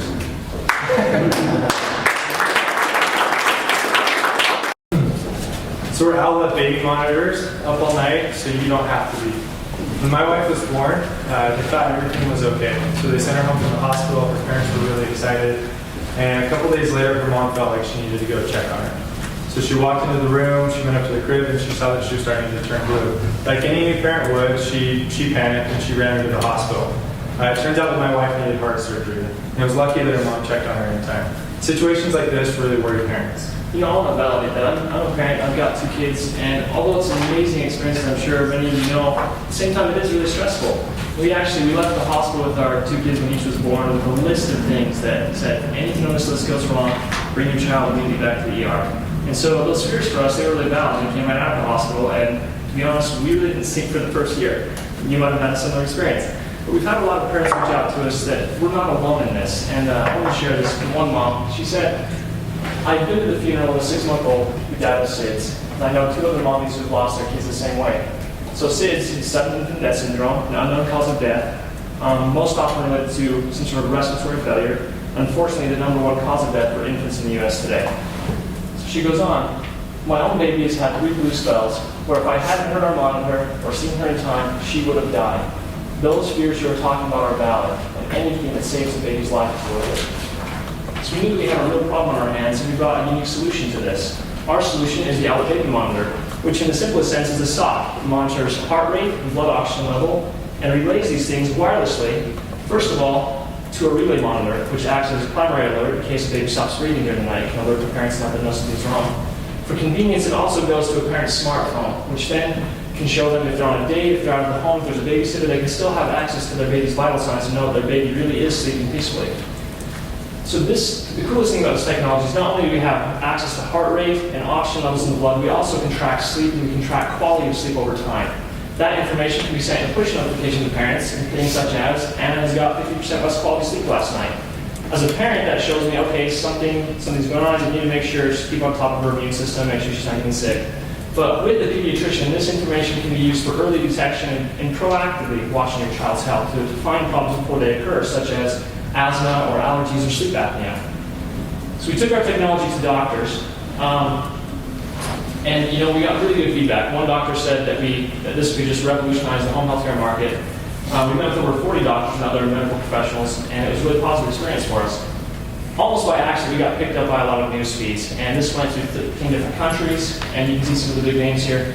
And we just got buried with emails after this. We received over 500 emails from parents, from pediatricians, from professionals, partners, all of these people just begging and wanting our product to come to the market. So we feel like we really validated that there was pain here, that we had a unique solution, but also we really got to know our customer base.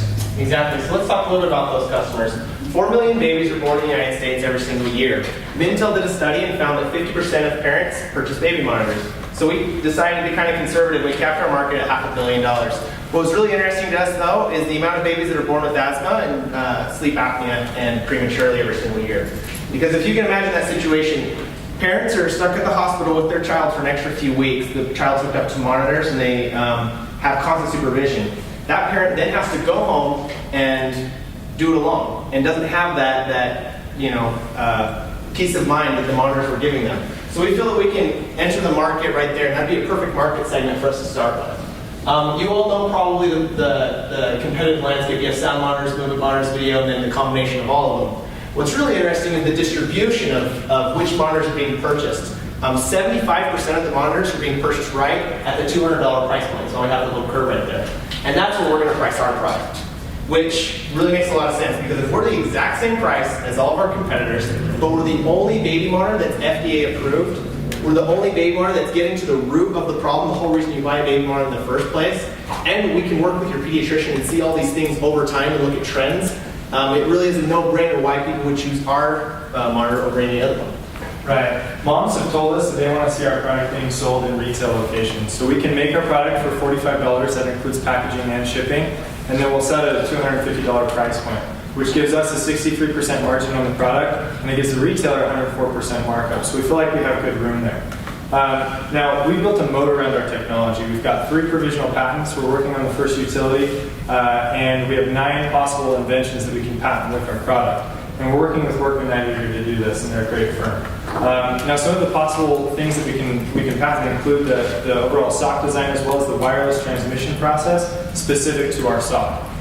So let's say that someone wants to follow us into the market. They're going to have to follow the same process that we're going through.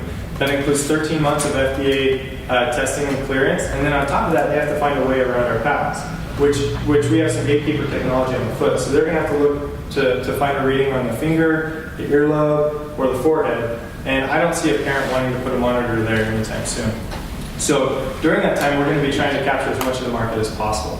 We've also had some great traction. We've had great people reach out to us like Vivint. They're one of the largest sales forces in the nation, and they're rolling out home health care. We talked to their chief strategy officer, Matt Eyring, and he's very interested in seeing our product to be one of the first distributed products that Vivint rolls out with. We've also talked to Neo, their global distributor. They distribute brands like Nelcor, Snooza, and the Abbott brand. So interestingly, we've been in contact with their CEO, and they've said that they'd be willing to drop their Snooza brand for Owlet, which is huge for us because they're a huge distributor, and they're in almost every country, big retail country. Which, by the way, isn't a small feat because Snooza does $2 million in revenue for them every year. For the CEO to tell us in 2 emails that they're willing to drop that brand is a pretty big deal.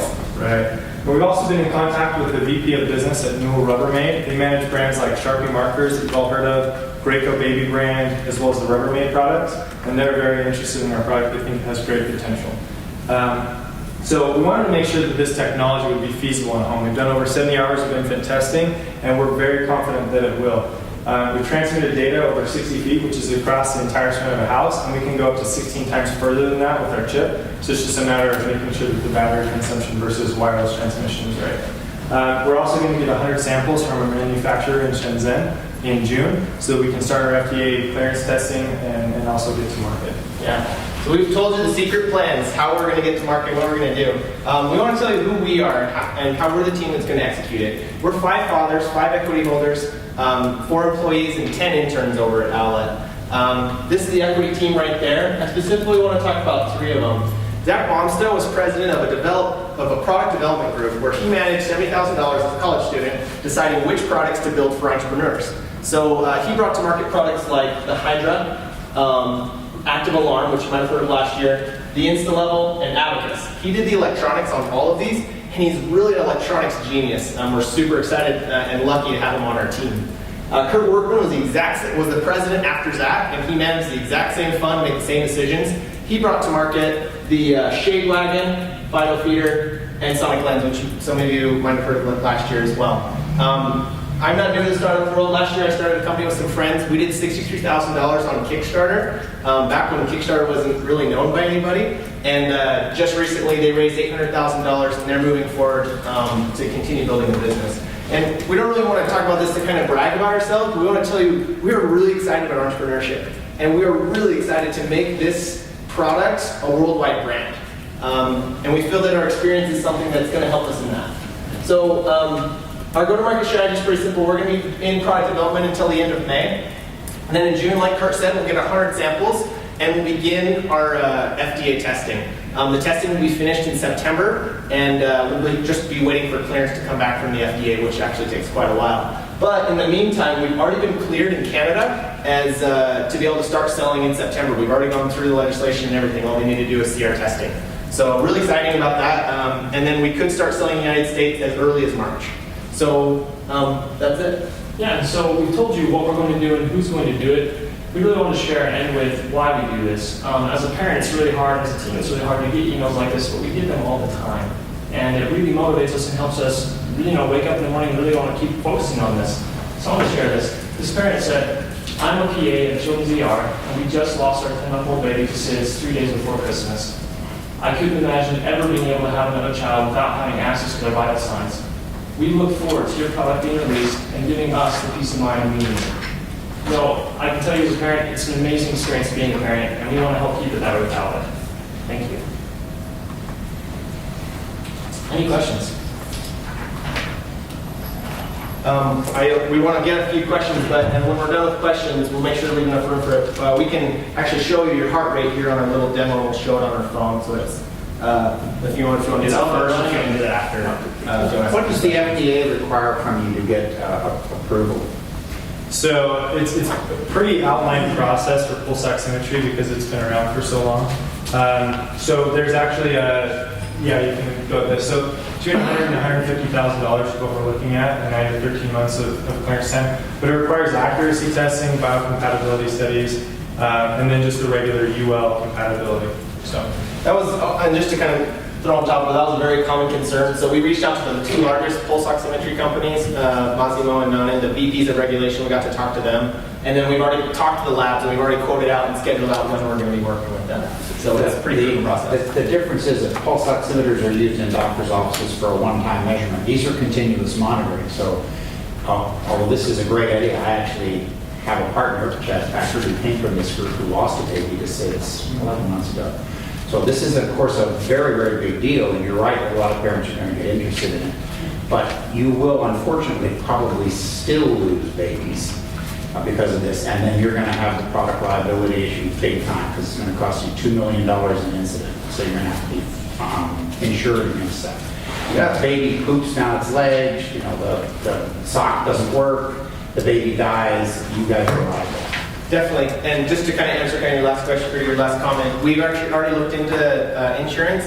We've talked to two of the baby monitors that actually go off if the baby stops moving, their CEOs, and they told us they've never actually lost a baby so far, and they're just detecting movement, so the baby stops moving, right? So as long as we set those parameters, we feel we can get the same reaction they did, but we also found out the exact insurance we need. So it's about $2,500 a month and $32,000 a year with annual fees and stuff. So yeah, that's definitely, but just to kind of show we have been thinking about that as well. We want to make sure we engineer it. You may discover that the FDA has a slightly longer process in mind for you than you have in mind, given the claims you intend. Right. Well, and that's one of the things that we tried to validate the very most. And we reached out to 2 consulting groups. We've met with the regulation consultant at Crocker Ventures, and we're going with their same consulting firm. And that's really where we're getting our data from. So we're doing our best to validate that. But thank you.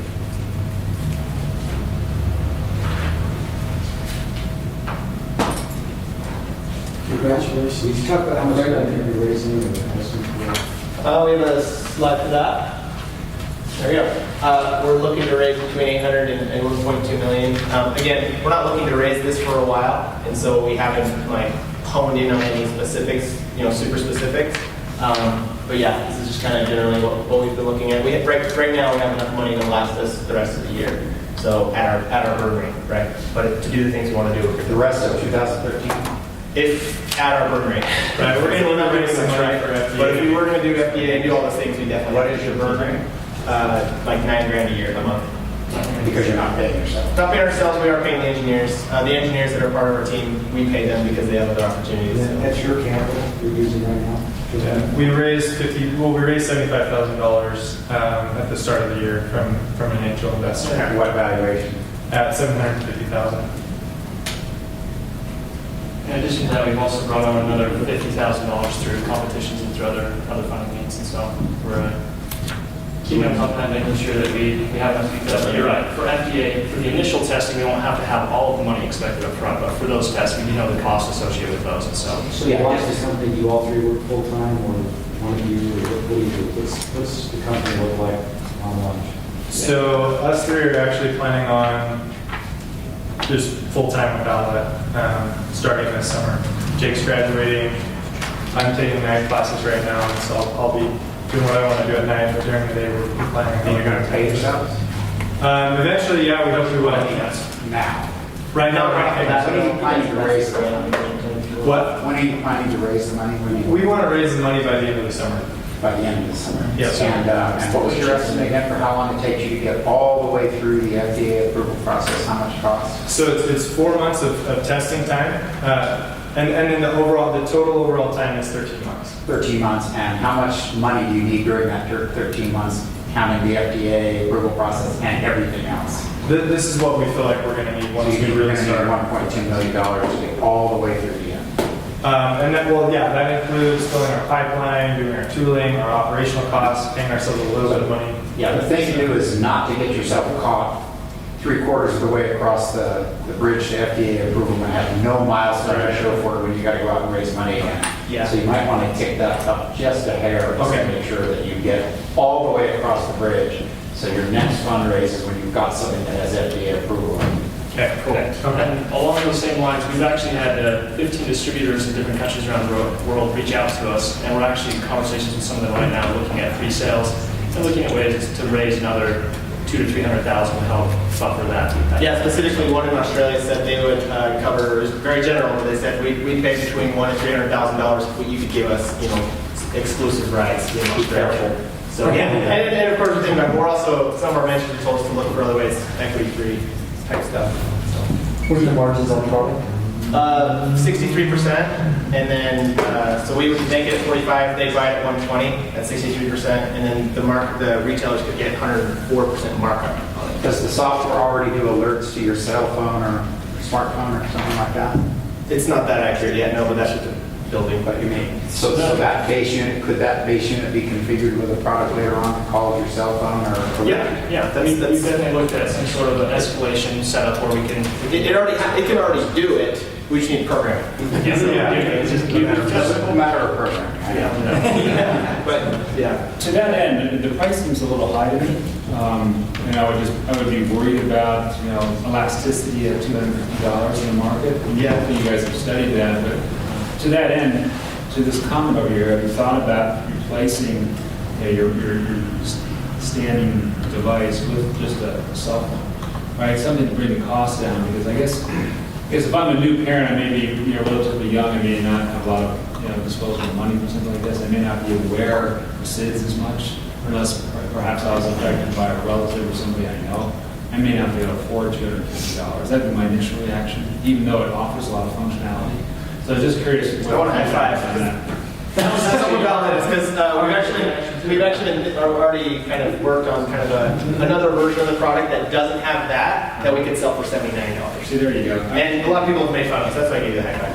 Okay. Along the same lines, this is one of the reasons we wanted to help bring down our liability is with having a secondary monitor where if the power goes off, the cell service cuts out, it doesn't matter. This is a separate signal going to it, and so you're going to have that alert regardless of your cell phone working. If you flush down the toilet that night, you can still get that alert. And to validate the price point, we've actually driven over 2,000 people to our site doing price testing from $99 up to $389. And so we've been able to kind of see where that's at. And we actually, from that one test, we feel like we could even sell it for more. So to maximize our...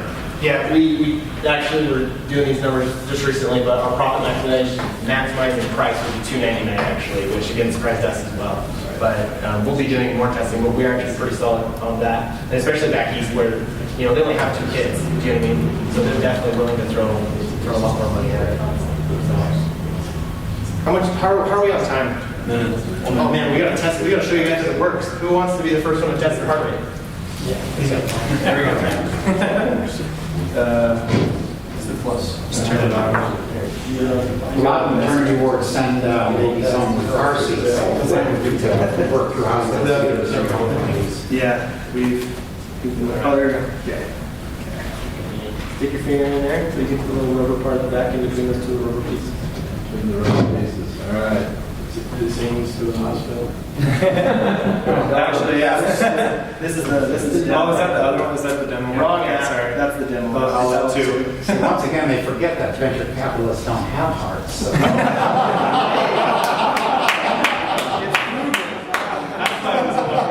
So for them, we've actually used it as a lie detector. So it's Got the lawyer jokes there, Carl. Yeah. Oh, that's good. There you go. Now stick it back in. 0. Oh, you're right. They don't have hearts. Practical guarantee. It says it's one of those you can log out. Yeah, that's enough. Yeah, it's not getting your readings. Let me just read. He has a heart, it just doesn't have connections. It only works if you're warm blooded, I guess. Do you not have errors on your phone? No, I should. Hold on, let me just. Once it says it's turned on. Gotta love the demonstration on it. This went through my dream last night. This exact same thing happened, except I wasn't wearing clothes. So we just demoed it up at UEC and then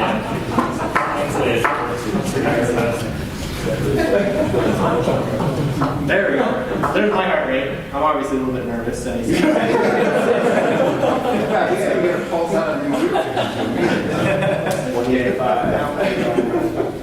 So I went down to 0 because I pulled mine out. Oh, there we go. Apparently I'm not nervous. Anyone else want to know that? No, we got to wrap it up. That's fine. Great. You're ready, tell us to start and Nicole start. Start. All right, we're Sales Rabbit. Basically, we are the CRM for mobile door-to-door sales companies. We're gonna do this. And so the problem with door-to-door, I'll explain. And I know this very well because I sold, like many young college kids, I sold door-to-door several years. So I have first-hand experience. Generally, you'll be selling with a binder with lots of papers, similarly bulky to what I'm holding in my hand right here.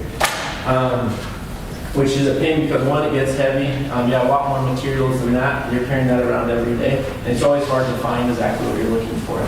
Another pain, very prevalent is, I'll just take you through kind of the sales cycle of the door-to-door sale. So you knock on the door, you talk to them for a while, you finally get the sale. You fill out the paperwork, get all their information, signatures, and then you have to call in over the phone. You repeat all that information over the phone. And then you have to verify it with the customer over the phone. That entire process, you're repeating the same information over and over again, and it makes the sale drag on a really long time. It's also difficult to keep track of leads. You can do it on pieces of paper, but you're always losing those forms, and it's time consuming. You have to write down the addresses, where these houses are. There wasn't really any way to compare how I was doing with like my coworkers throughout the day. Like, say I had 3 sales, how was everyone else doing? There's no way to compare that performance. And it was very difficult to track customers. So once I made the sale, sometimes you wouldn't know till the end of the year if that customer got installed, if you actually got paid on that account or not. You kind of lose track of it like in the black hole. So what we've done is we've created Sales Rabbit, and we take care of all of these problems and many others. And then we're able to do it all with an app. What Sales Rabbit is there's a cloud-based solution that's accessible through any web browser, and then we have 2 apps, one for technicians and one for sales reps to use. And those apps integrate directly with our cloud-based solution. So here we have basically, we're able to eliminate all of the paperwork. So what was basically a binder, contracts is all self-contained in our app, and all a sales rep needs to sell is an iPad. It automates the sales process, eliminating all of the duplicate entry, and so they enter it once in the app, inserts it into the company's database, and it's done with. No duplicate entry. They're able to manage their leads directly from the mobile device. And so they're able to add, update, and track and convert leads directly to new customers, all within our mobile app. Real-time leaderboard, so you can see how you're doing in real time compared to other coworkers. This incentivizes sales reps. We also track all the customer information that you've sold, etc. So right here, I'll just go through a quick demo. There's a ton of functionality that we provide to retailers. I'm just going to show you one function right here. So this is our sales rep app. I'll click on the sales leads. And you can see here, basically they can see a street sheet, basically a street level view of where they're knocking. They can add houses. They can basically auto-populate the GPS location based on where they are adding the house in the map. And then they can update the lead here. You can see they're changing several fields, and then they'll be able to save that information as well.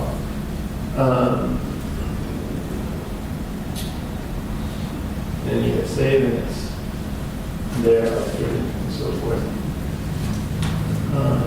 So I'll go through our business model. It's pretty simple. We have several packages, and a company can subscribe to our service based on the amount of users they need to access Sales Rapid. And so it starts out at the lowest level, about 300, and then as they have more users, then they pay a larger monthly fee. In addition to that, we charge 50 cents for every new customer that we process through our system. Here you can see we actually already have the 3 largest Dish Network retailers in the country using our product. That is Dish One, Lynx, and Satellite. In addition to that, we have many other retailers who are excited, and we basically validated our business model and found that they're all willing to pay the previous, what I went over with you on the previous slide. As far as customer acquisition, we partnered with the Gemini.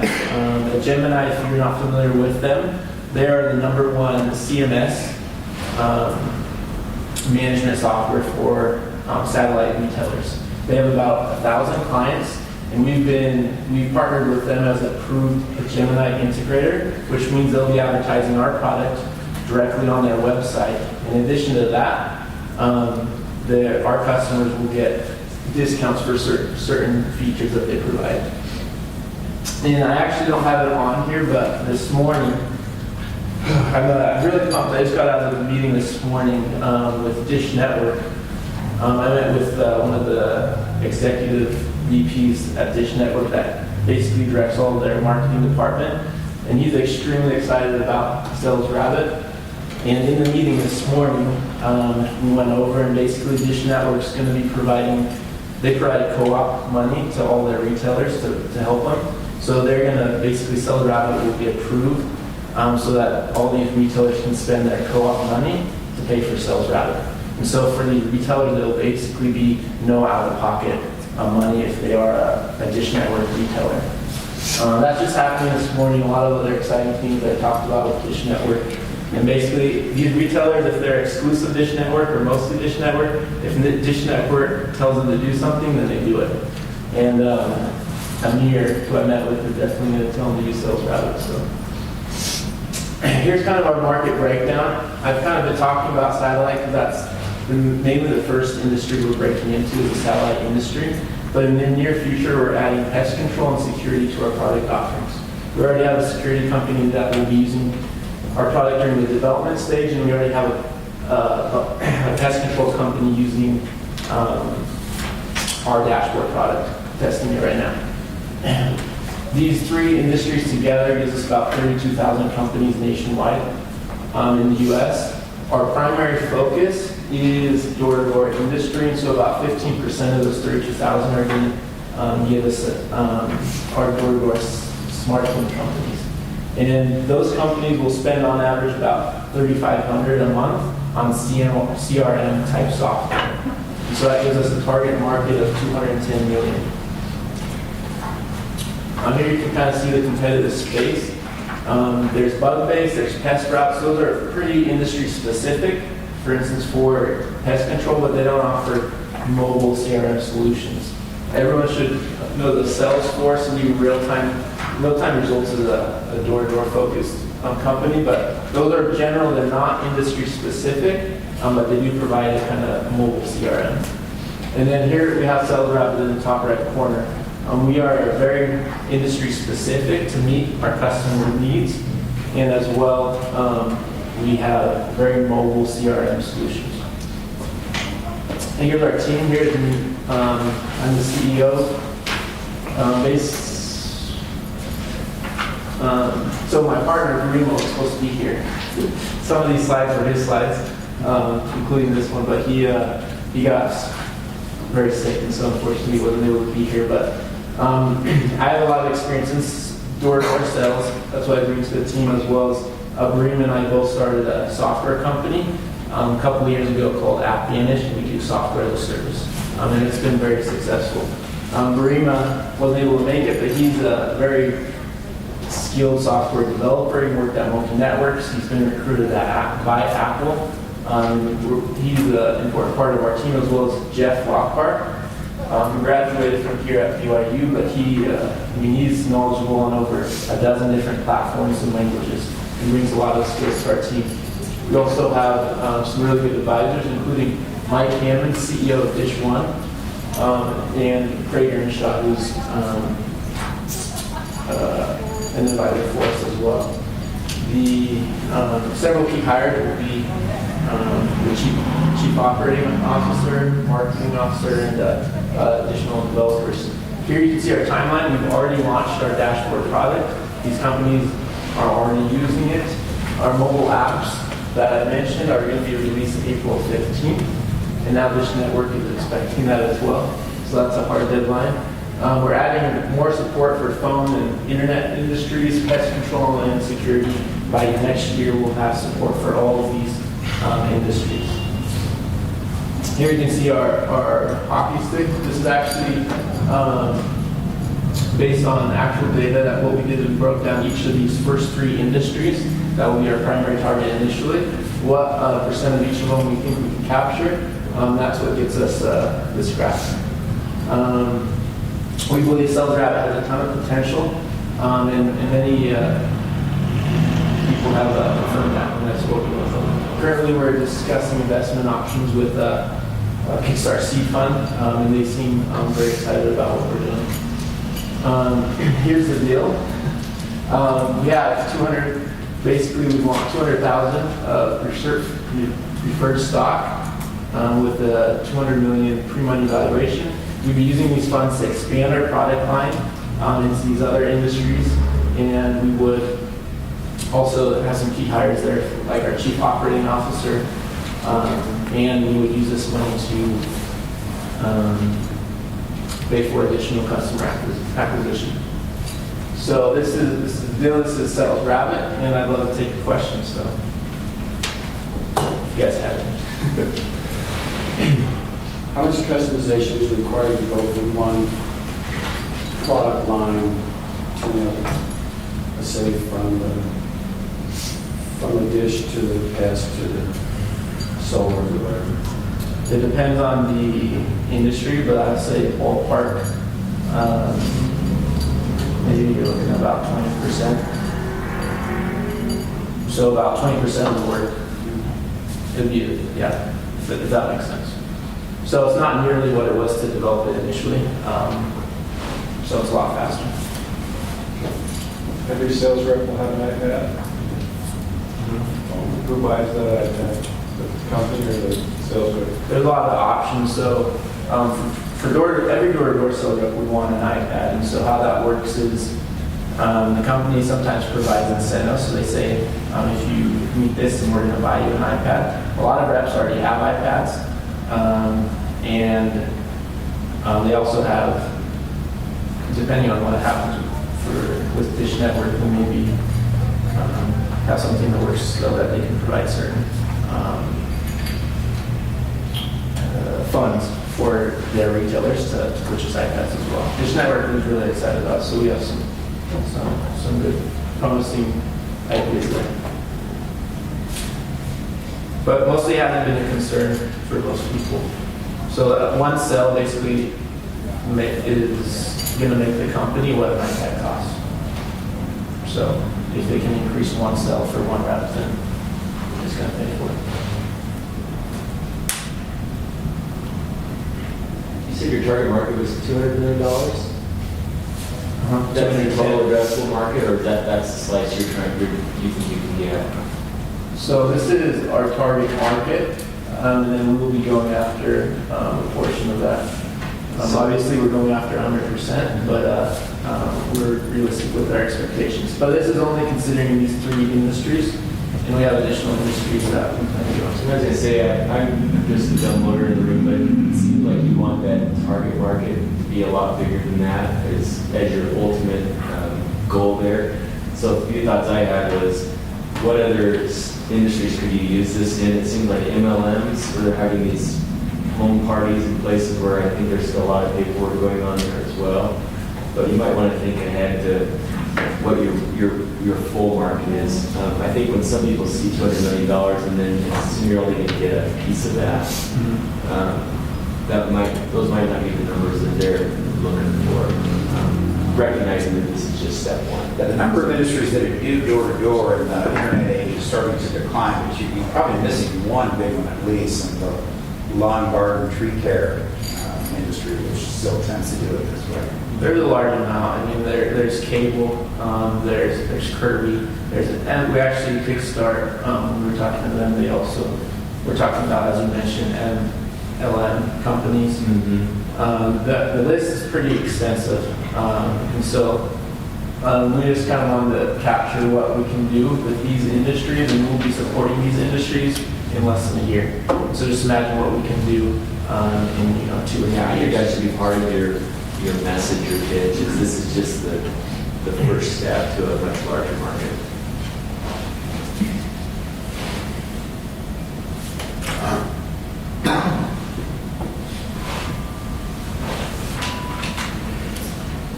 Any other questions? It's very clever. Very good. All right. Well, thank you for your time.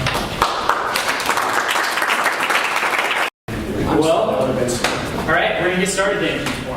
Thanks everyone for being here. You know it's been a little bit of a long day, but we're excited to be here. Our team has developed the Shot Coach, a product designed to help basketball players automatically track their shooting progress. When I was playing high school basketball, the last thing I wanted to do was look up into the stands and see my dad looking like this. Sometimes a parent's enthusiasm for their child's sports can be considered a bit over the top or even a little bit embarrassing. However, this enthusiasm is very telling. Ultimately, it shows the love that a parent has for their child and their desire to help their child athlete succeed. Think about it, as parents yourselves, isn't one of your ultimate desires to help your children find success?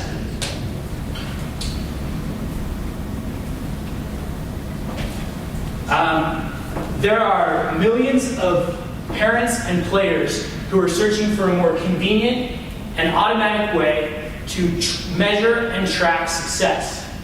This is especially true when it comes to youth sports. We have developed the first product that automatically does this. And in order to help youth athletes succeed. Sorry, excuse me. Change a few things up. We've done this in order to empower these young athletes and to help them, the parents who invest in them. Our product is the first solution that does this. There is no other product on the market that can do this. The Shot Coach consists of a wristband worn on a player's shooting hand and a box attached under the rim. Together, these devices work together to track makes and misses as well as the location of where each shot was taken on the floor. This information is then wirelessly transmitted to a free app available on any smart device. It can also be accessed online via our website, where a player can track their statistics over time and share these statistics with other people. This video shows our product in action. As you can see, the wristband and box communicate the data to the mobile application, which shows makes and misses as well as the location of where each shot was taken. This shows us using the first version of our prototype, and the real-time information that we were able to collect. Here's a picture of the mobile application that we developed to portray this data to the shooter. We recently reached out to Quincy Lewis, head coach of the #1 ranked Lone Peak High School boys basketball team. And he said, "We feel like recording our stats is very important. You have to have some feedback, otherwise practice is purposeless. The shot coach will help these young developing athletes be able to track their progress on their way to basketball success." Like I mentioned before, this is something that no other product on the market can do. So after interviewing our potential target markets, we realized that the bulk of our market opportunity really lies within the individual athlete. Individual athletes cumulatively spend more money on sporting equipment than high school teams and college teams every year. Of the 26 million basketball participants in the United States, 16.6 million of these are designated as core basketball participants, who are most likely to spend money on sporting equipment and user fees. The Shot Coach targets this $2.7 billion market of core basketball participants. Within the industry, there are very convenient, very high-cost solutions, and then there are very inconvenient, very low-cost solutions. The Shot Coach bridges this gap by offering a very convenient solution for relatively low cost. Compared to the competitors, the Shot Coach exists as one of the least expensive products on the market, while still offering more advantages than all competing solutions. Our true competitive advantage really lies within our unique technology. So using a chip similar to that in a Wii remote, we are able to track a shooter's wrist movement, acceleration, and velocity in every direction, and in relation to the basketball hoop. By coupling this data with pattern recognition software, we are able to distinguish between a player's shooting motion and every other basketball motion. We plan for the box to retail at $175 and the wristband to retail at $75. With these suggested retail prices, this leaves us with around a 200% markup on each part of the system. Additionally, multiple wristbands can be sold with each box. This wristband and box combination will allow the player to track their successful shots, their unsuccessful shots, and where they shot from on the court. And then this data will be fed to our free mobile application. If a player would like further feedback regarding their shot techniques, such as wrist orientation or shot arc, we will be able to make that data available to them for a small monthly subscription. As part of our customer acquisition strategy, we're really excited to leverage our relationship with Brent Yates, who's a manager at Student Sports. Student Sports hosts large-scale sporting events for high school and college-age athletes, and he has agreed to let us promote and advertise our products at these events, giving us direct access to more than 100,000 competitive young athletes. We will also draw in customers through our online website, by sponsoring summer basketball camps, and by leveraging our relationships with key influencers in this industry. And we have found that parents and players' purchasing decisions are often based off of encouragement received from these key influencers. Once these influencers begin to use our product and tell their followers about it, this generates a really strong network effect among the players and their parents. Lone Peak boys basketball team and BYU men's basketball team are two influencers, among others, that we already have lined up to promote our product to these individuals. Research data provide very validating results for us. So one of these results is that 76% of the people that we surveyed who played basketball at least once a month asked to be contacted when the Shot Coach was available for purchase. Due to our unique market position and very strong competitive advantage, we project that by 2018, we will be able to capture nearly 3% of the users in our target market and achieve annual revenues of more than $28 million. So in summation, we currently have a working product that is continually being updated and improved. We filed a provisional patent to protect this strong technology behind our product. We've conducted thorough market research, including multiple focus groups, surveys with over 206 total participants, and one-on-one interviews with basketball coaches and industry experts. We've received verbal permission from multiple local high schools to beta test our products, including #1 ranked Lone Peak High School, as well as here at BYU. All of the coaches for these teams are very excited to put our product to use for their teams. And finally, we've collected a list of 160 individuals who are waiting for this product to become available for purchase. This is equivalent to roughly $44,000 in projected revenue. In the coming months, we will continue testing the beta version of our product. We will then manufacture and sell the finalized version of this product to our outstanding waitlist customers and other individuals. Most importantly, though, we have the right team to succeed. I'm Garrett Justice. I played high school basketball and currently work as a marketing consultant. Josh Bennett makes robots for fun and is currently working on a $500,000 Boeing contract. Travis Hancock is a member of the Crocker Innovation Fellowship and maintains manufacturing contacts in Taiwan and China. Devin Basinger is co-president for the Innovation Academy here at BYU and has consulted for multiple startup companies.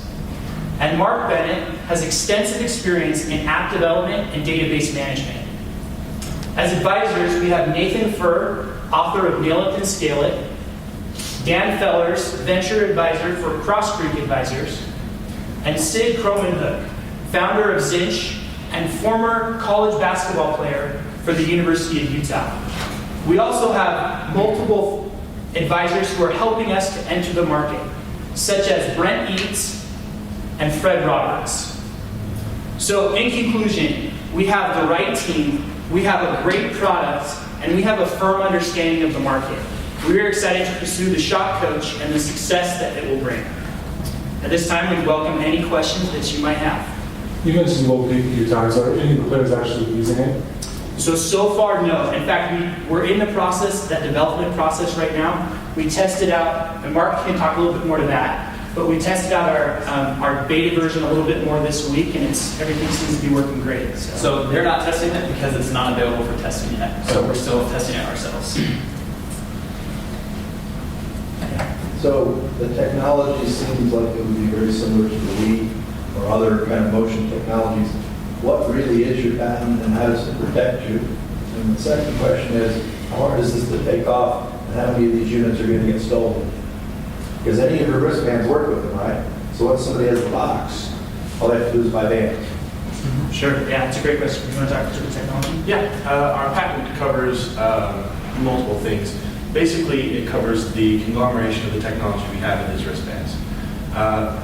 Other wristbands, such as, I'm sure you've heard of the United Fuel Band, uses an accelerometer in the chip. They have a patent on that certain technology. We've taken that a step farther.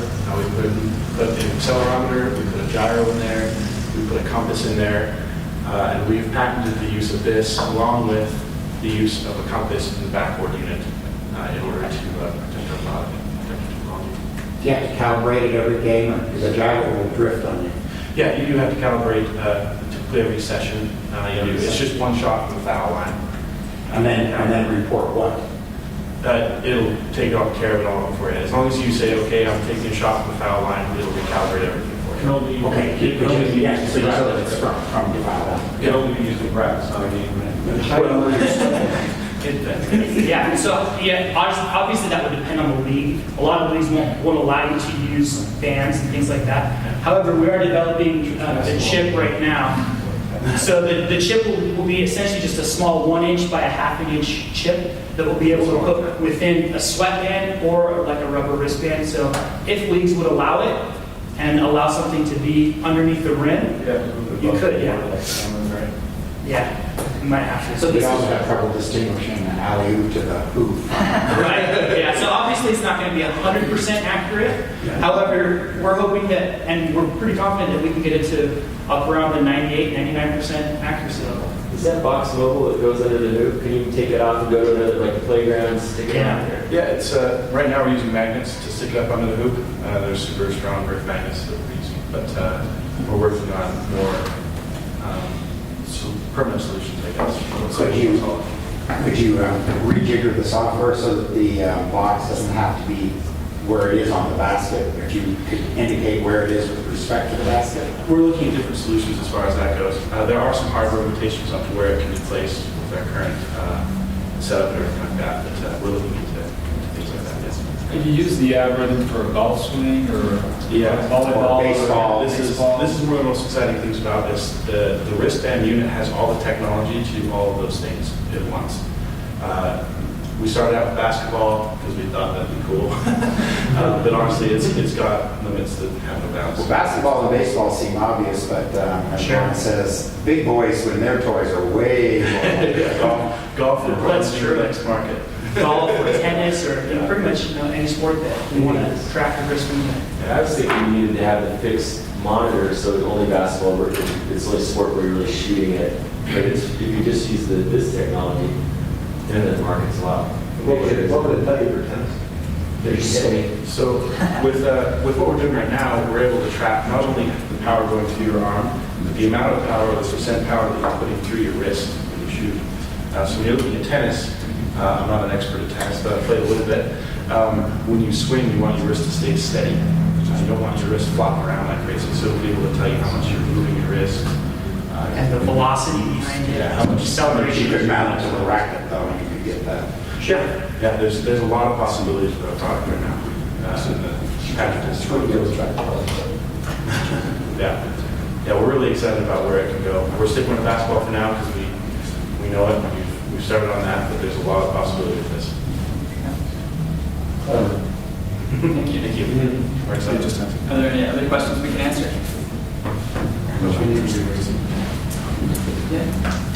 Yeah, so currently what we're asking for right now is a $150,000 investment for essentially 15%. And so essentially what that would be used on is we've come this far through just investing the money, our own money, and we are pretty confident that we can get through most of the testing with what we have right now. So essentially what that money will be used for is for mass production, continued product development, and then the advertising and marketing to continue to find those customers that we want to find. So are you all for to work for the company and pay salaries? None of us are taking salaries right now. What do you watch? You raise the money? Yeah, the client's kind of up in the air, so that's a great question. We haven't gotten that far. We'd like to keep the money in the company for as long as we can, so not take money. We don't want to take out money too early. So you're not graduating, you're not graduating, or? Two of us are graduating. We have Travis, who's graduating next December, and then Mark has another year, and Josh, who's not here, who's our engineer, has another 2 years. 2 or 3, depending on how long he wants to take. Yeah. But we plan on, we've talked about it, all of us are willing to put our full efforts in this if it comes to that point. And honestly, we're really excited to do that. So, We'll see you fly. thank you. Appreciate it. Thanks.